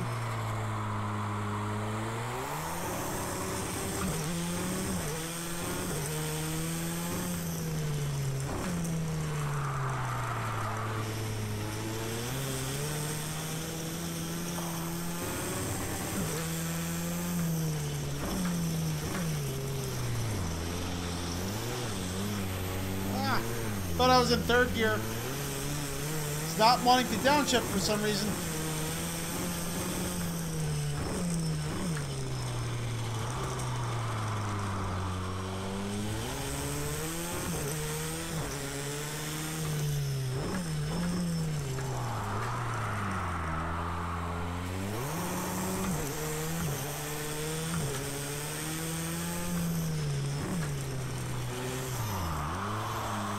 See, it's not...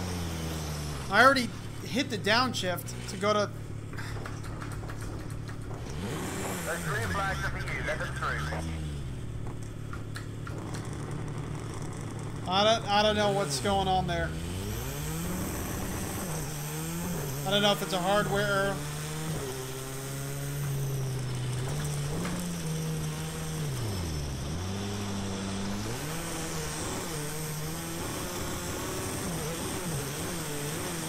I don't know if it's making you want to use a clutch for downshift.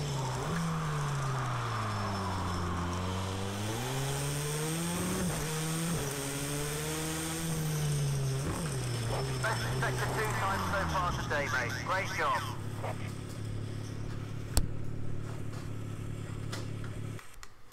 I don't know. I think you might have to use the clutch for that.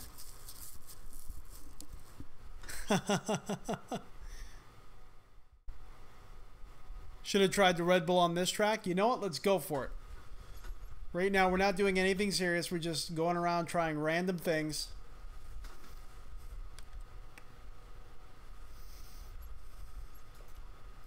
I'm down for it.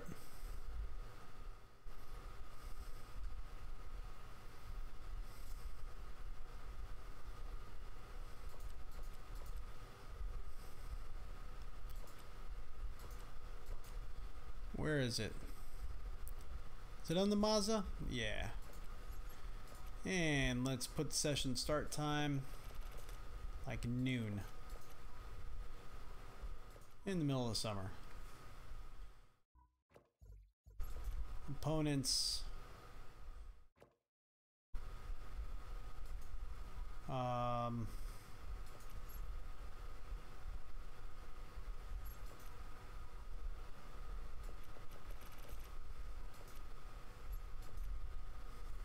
Let's see how this car acts on this track. This is going to be crazy. Especially in the dirt. It's going to be pretty much useless in the dirt.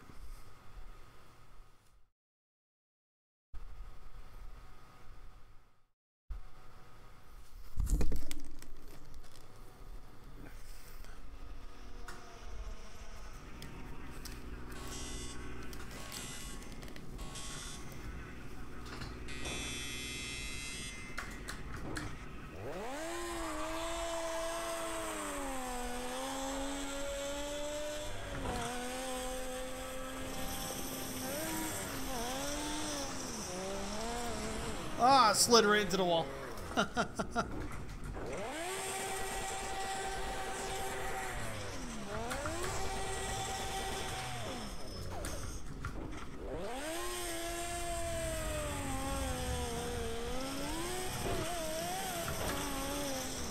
Oh no! Just immediately the rear end of the car starts trying to kick out.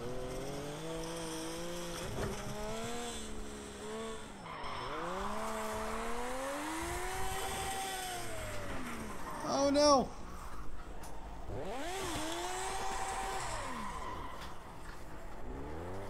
Let's see if we can get that turn up ahead. Can't even drive it straight. Jeez.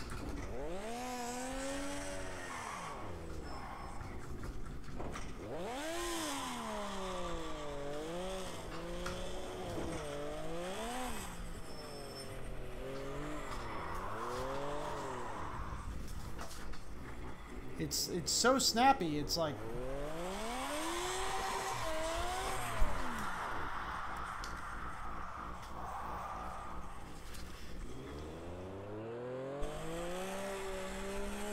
let's actually try to go. If we try to go on that dirt, it's not going to be good.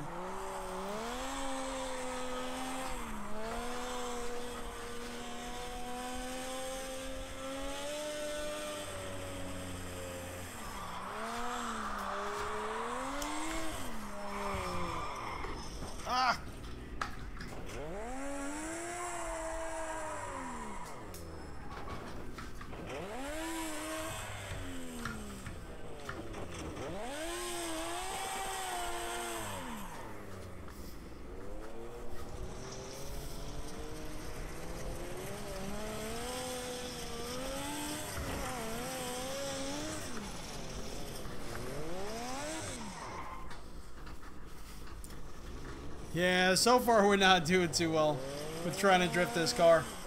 I think we have to look into setups really, because it's too much. I think I have more luck drifting a Rallycross car than I do this.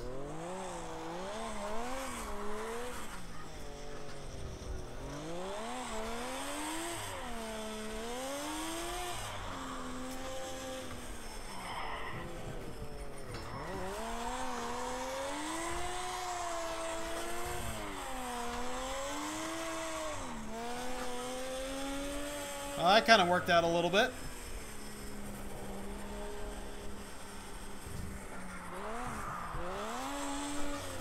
Ah!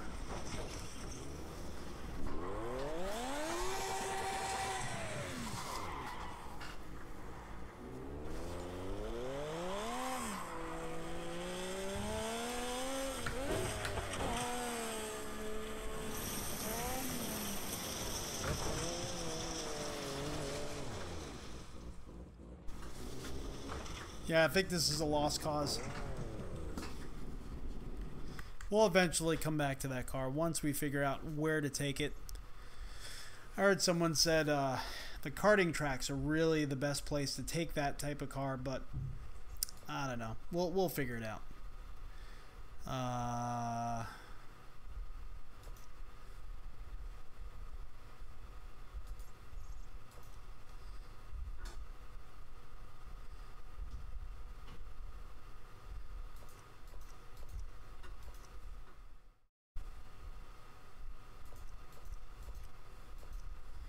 And there we go.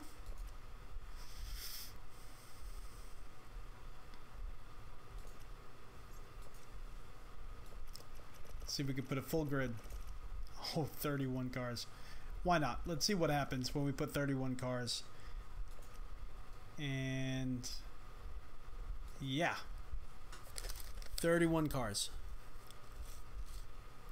Yeah, Andy, it was twitchy in Project Cars 1 and it's super twitchy in Project Cars 2. I don't think it's any worse. I just can't drive it. I mean, it really needs a setup. You really have to go into that car and set it up. But all right, so we're gonna do a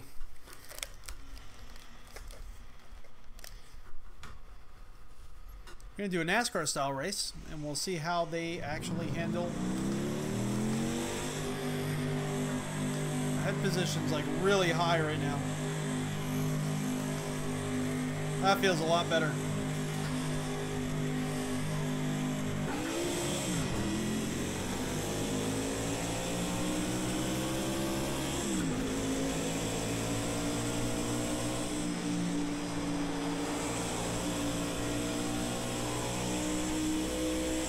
The sounds are really good.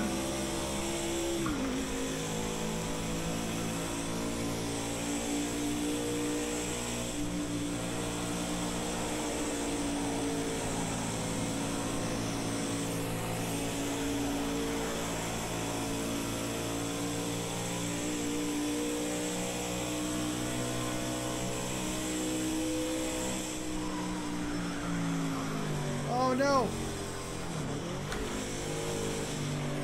Now we're stuck to the wall. Let's give that a try one more time. Because we also messed up the starting in first gear. I wasn't sure exactly what was going to happen. But it's a shame you don't have the parade lap with the pit car. It says prepare for race start. Alright.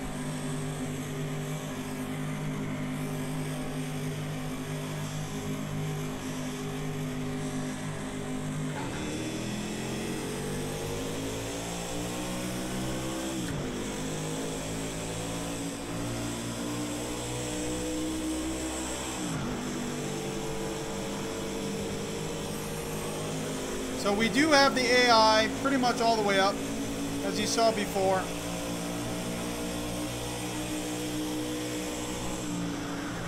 And they are, the aggressive setting was all the way up. Oh no!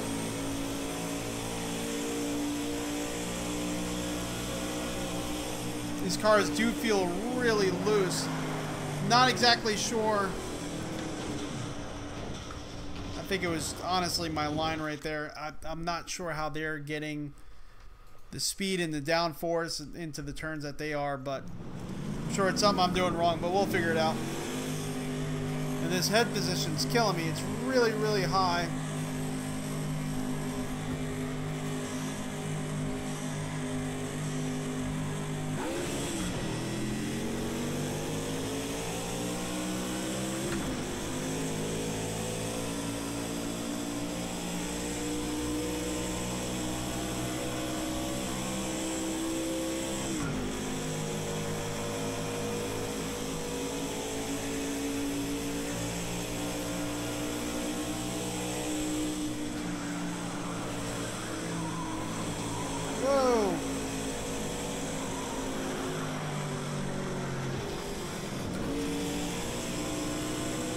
Whoa! AI is being really super aggressive. Ah!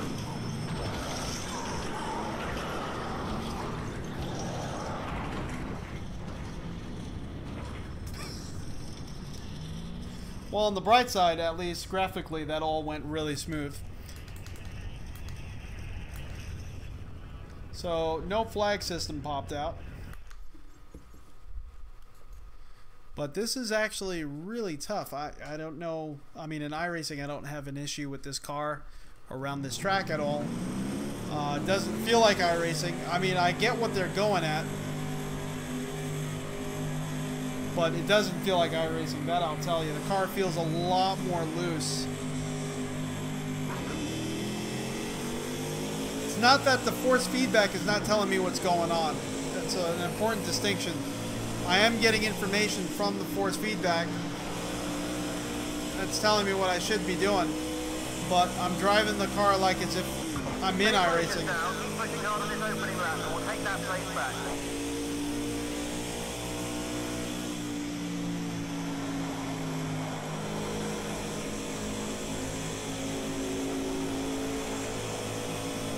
They're slamming into each other up there.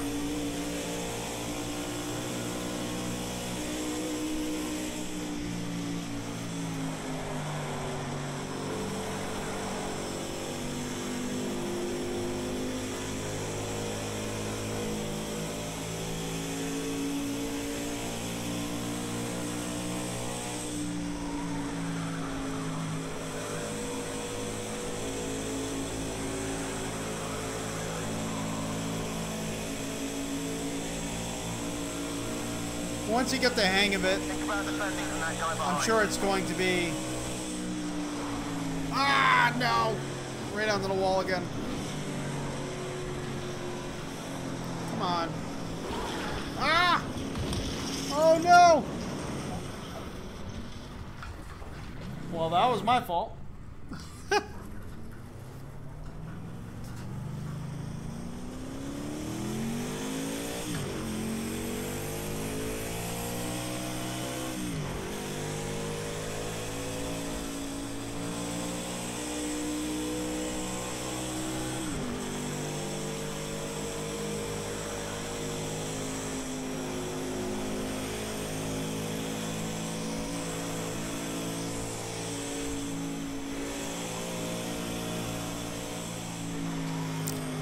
This is so weird. It just feels incredibly loose.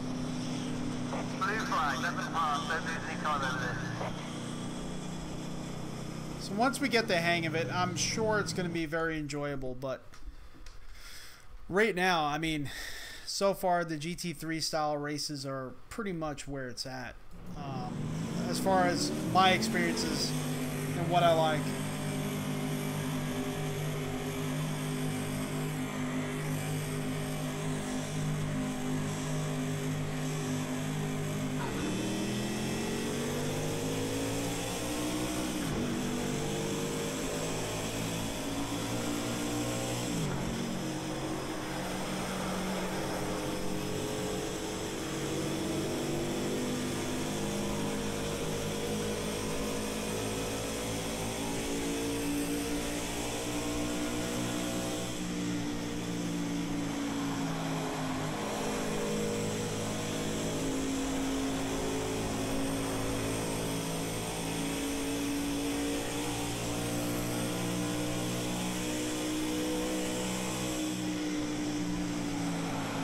See, I can't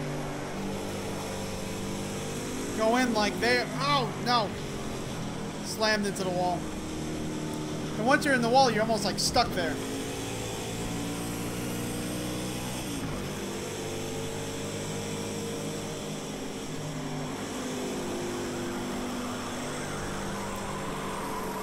That's one way to drift.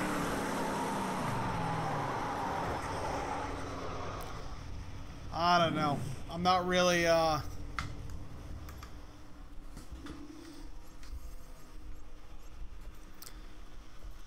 not really impressed by their oval racing at all. Yeah.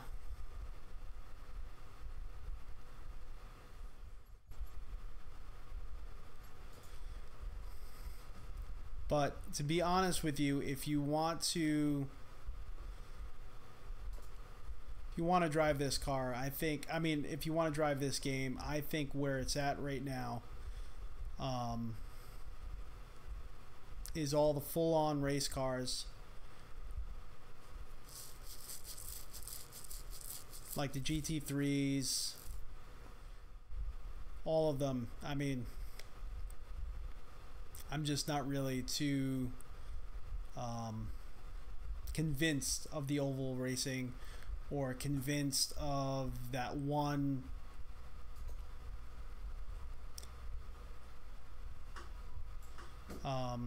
drift car that they have.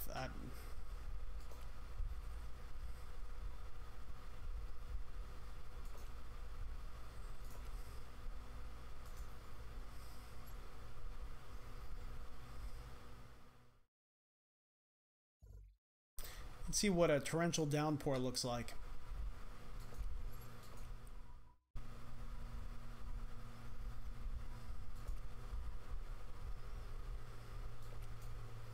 Actually, full on.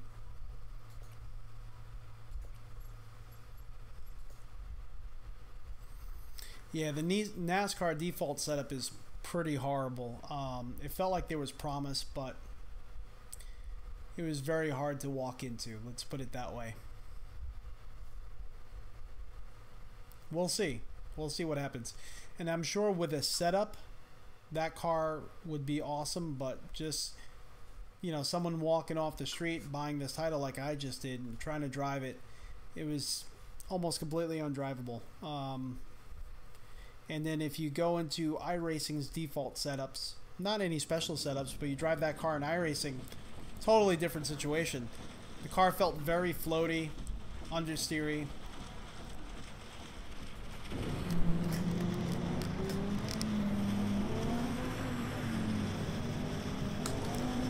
Oh, that's right. Wait a minute. Wait a minute. We gotta stop. We gotta stop because I did change the paddle shifter configuration of this car. I mean, of my my wheel. So let's change that back.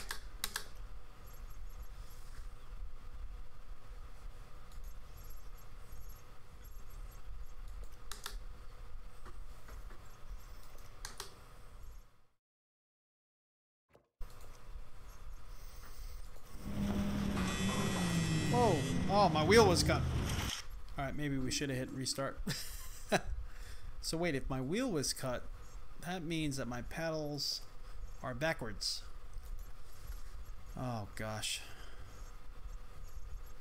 Gear up. Gear down. Nope. We're good.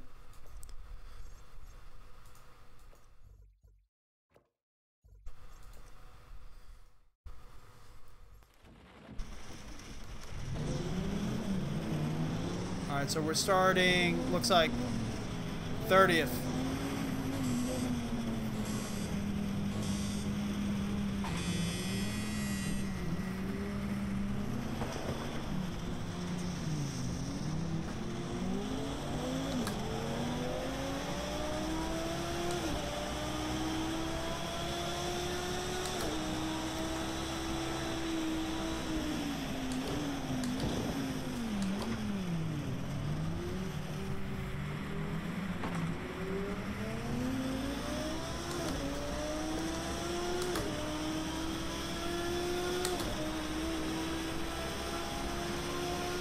This is what it's all about.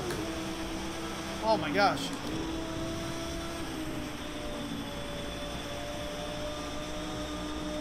So now this is amazing.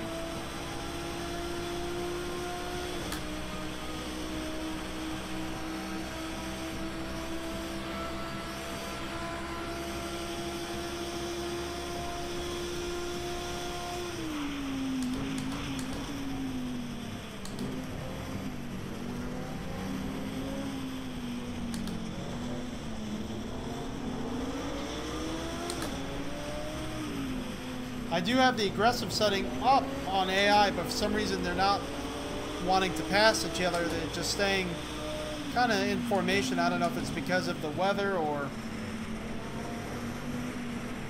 This car, even though there is water on the track, does seem to be handling it very well.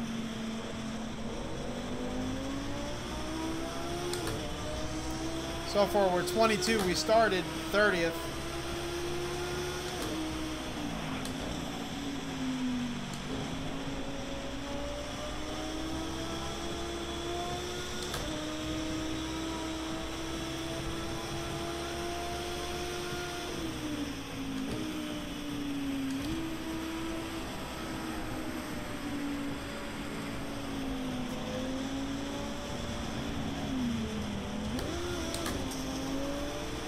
Little puddle there on the exit.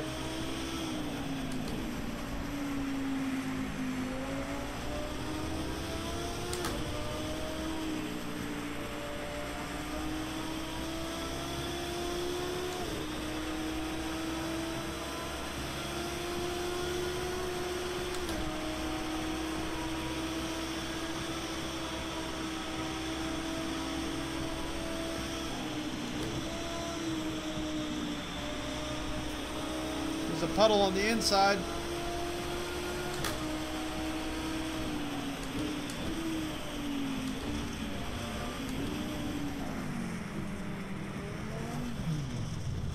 Oh gosh, traffic completely stopped.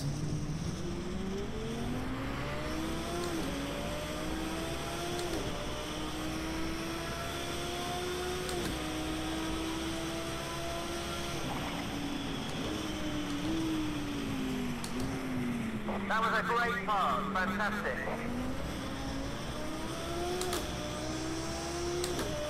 We're 18th now.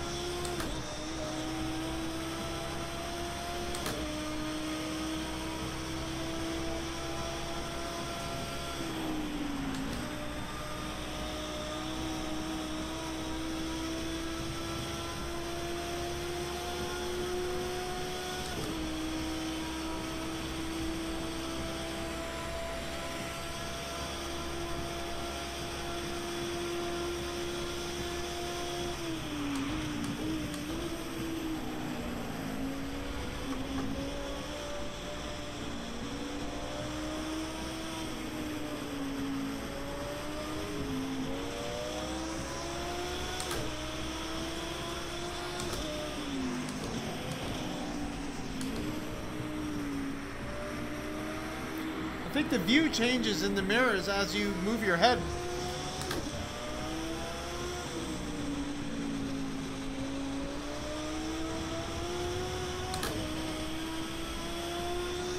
Yes, it does.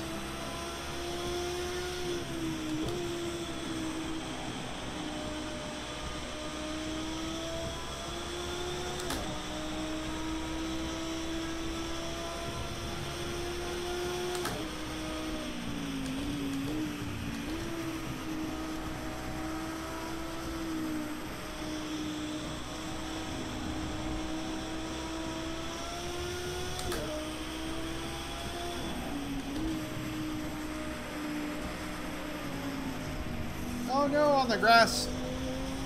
Or the sand, I should say.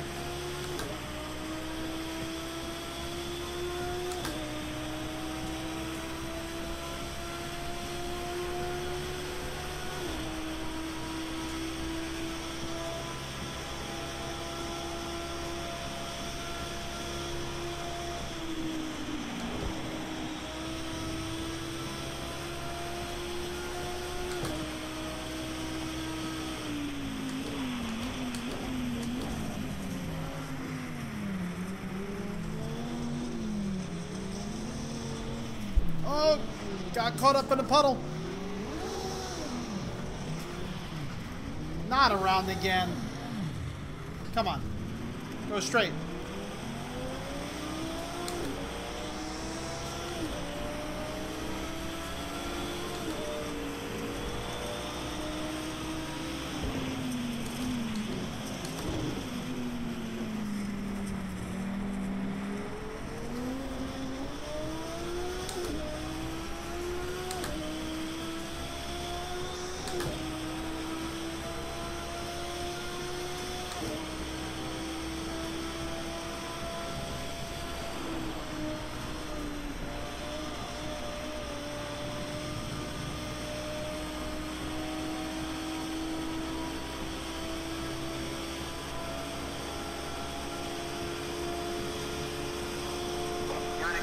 Taking him. Don't take too much risk. Try and squeeze fast if you can.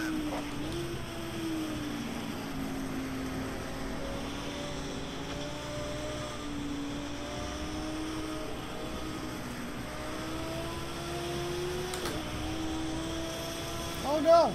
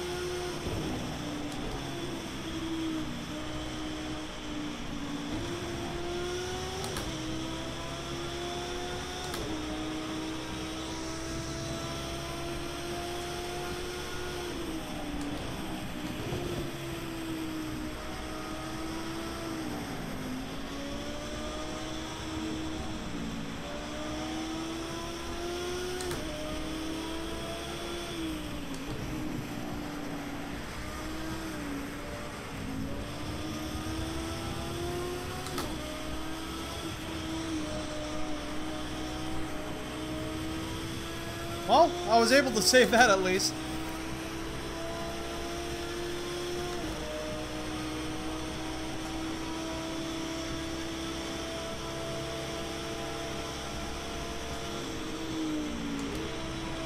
Whoa!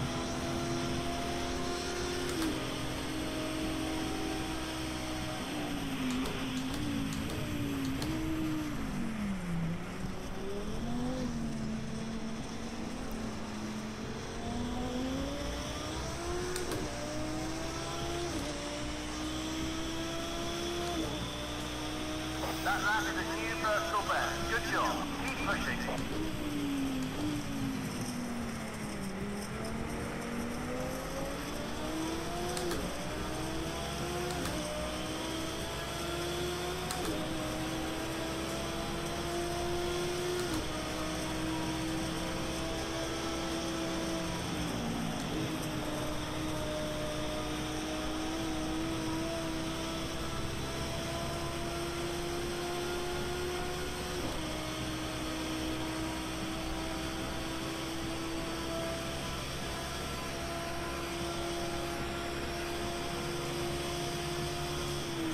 Great start. Best first sector time so far.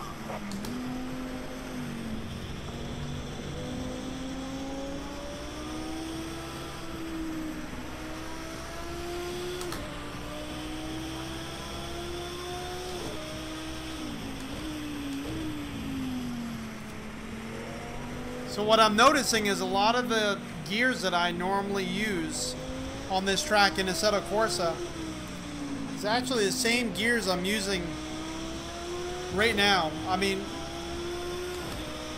being that it's raining, I am downshifting an extra gear or two, which is to be expected. But a lot of the shift points, the brake points, seem to be very similar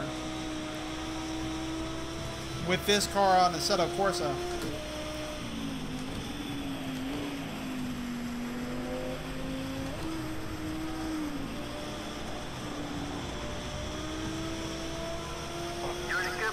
Take him. Don't take too many risks, but try squeezing past when you can. That's your fastest second sector so far. Keep it up.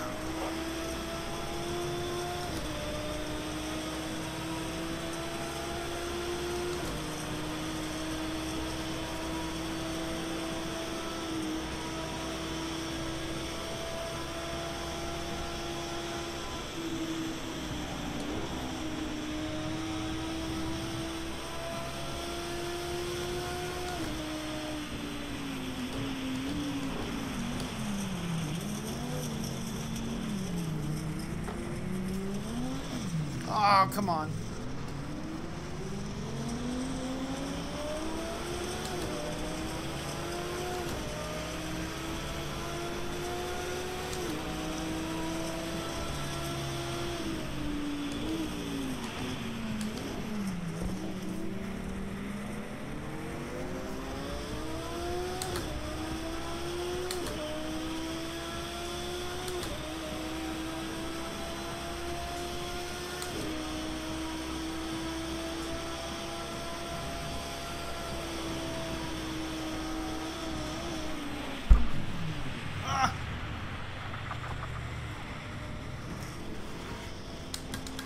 Just went at it way too hard.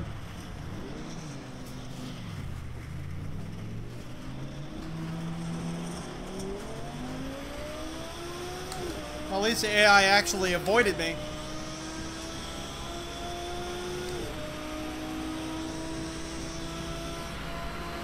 Look at this big old Bentley.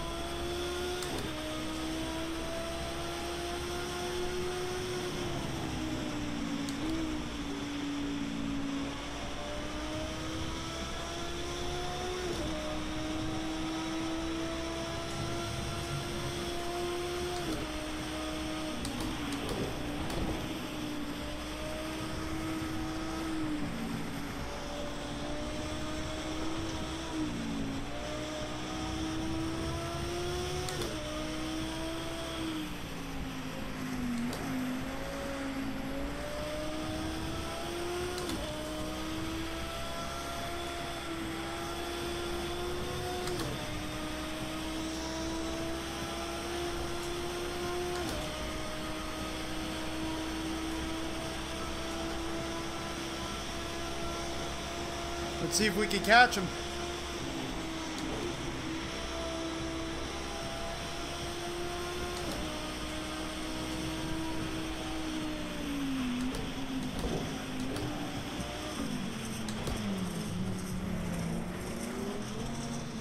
Brilliant overtake. Nice one.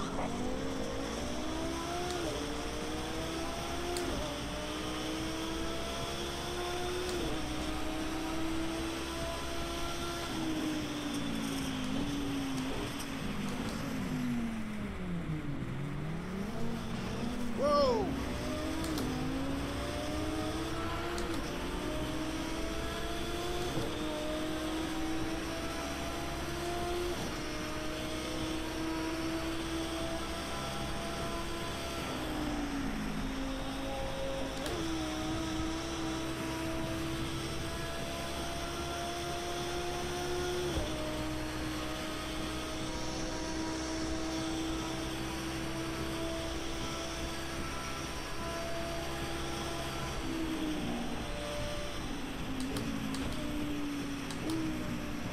Got a drive-through penalty. Okay.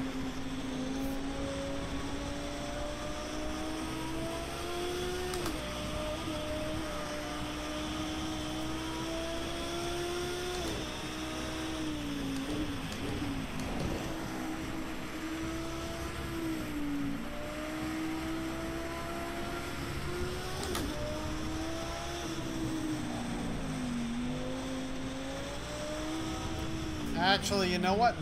It's getting really late where I am right now. We're gonna call it a night. And this was actually our first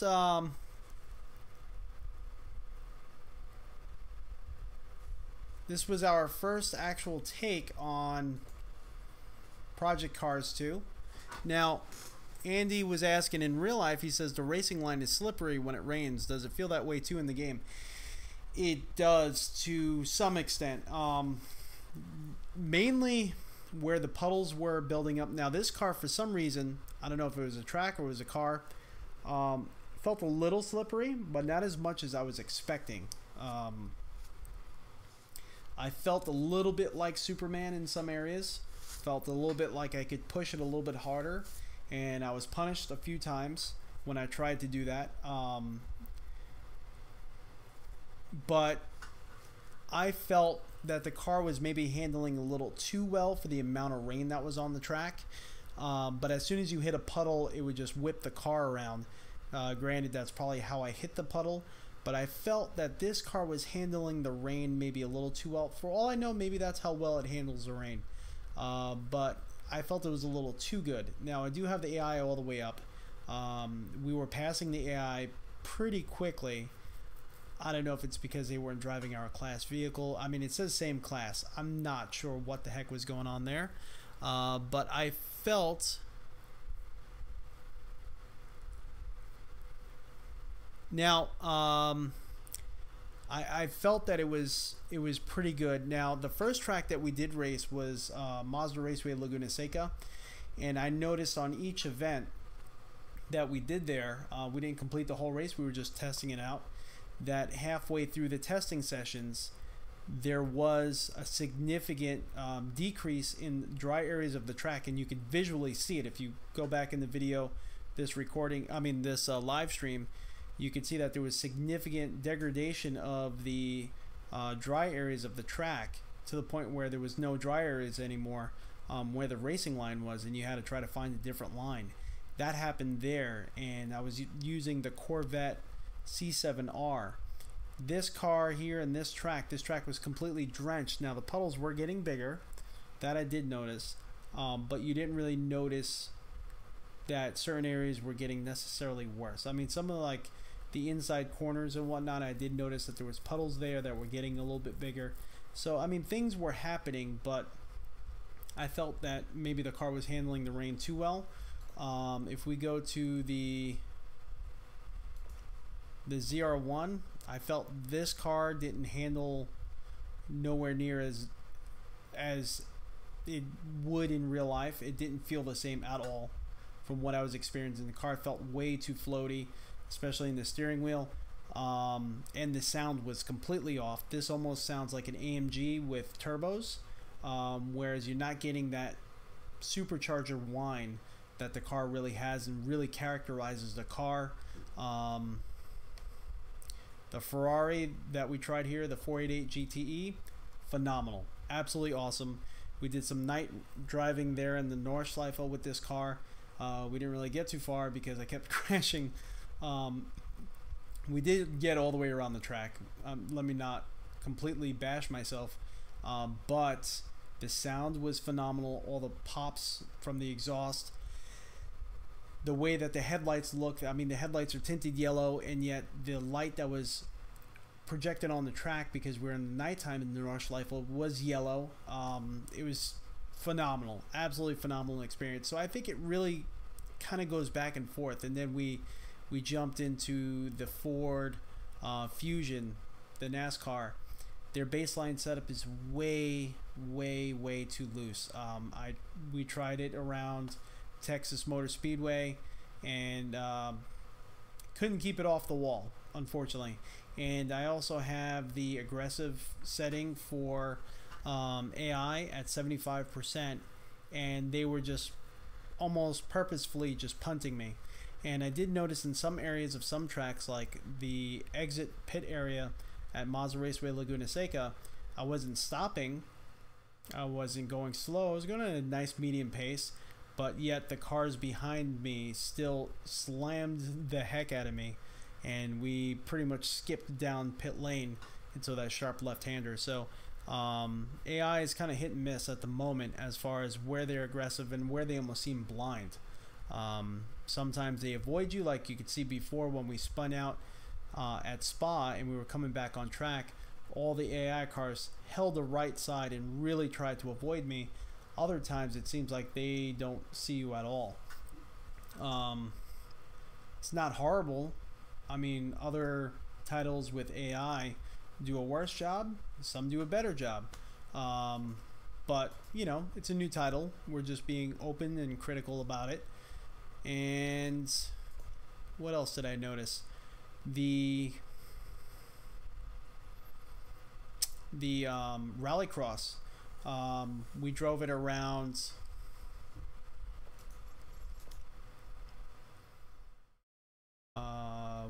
around Liddon Hill, England, and it felt remarkably like driving the Rallycross cars in dirt rally. There was I would have to get used to it a little bit more. There's some handling differences, mainly in the amount that the car slides when you really spin it around. I noticed on that first turn that's right next to the Joker, where on the inside you have the concrete pad. I normally hit that in third gear, put the front tires on that concrete pad. I'm able to really swing the rear of the car out in dirt rally and maintain that slide and slowly get really close to almost clipping that outside fence, saving it, and keep going. I mean, you could really get that grip in there and dig in and make that turn. In this, not so much. You get it in third gear and you almost feel like maybe the track is a little wet or something like that. You have almost too much slide, not much of like the car actually digging in, but not so much where it feels like you can't drive it. It just kind of feels like there's a little bit less grip to be had in this versions, but yet also in some occasions it also felt like the car was understeering a little too much. After that, around this section here, is what we were just talking about. When you come into this left-hander sector 2, I normally take that in third gear, and we use the same car that we had in Dirt Rally. So, you know, this is just comparing one title to the other. In this sector here, where you make the left-hander, we normally take that in third gear and almost take like a racing line. Come out, cut back in, come out again, maybe hit a little handbrake to kind of kick the rear out if we want to, but it's not really necessary. I felt every time I came out and came back in, the car would just understeer and plow forward, and it was really like a handful at that point. It was hard to almost get the handle back up. And when we came back up here, second gear was okay. But this section here felt really sector 3, that right-hander felt exactly the same. I would go in from 5th gear, downshift to 4th, handbrake, turn, and we come right in. We weren't as clean as we are in Dirt Rally, but I feel overall it felt like a remarkably similar experience, and with a little practice we could probably be just as good. And overall, another first impression is it's absolutely gorgeous in VR. It runs super smooth. Yes, we had to take VSync off. I didn't know that VSync was on, and I'm not even totally sure if that really is what was doing it.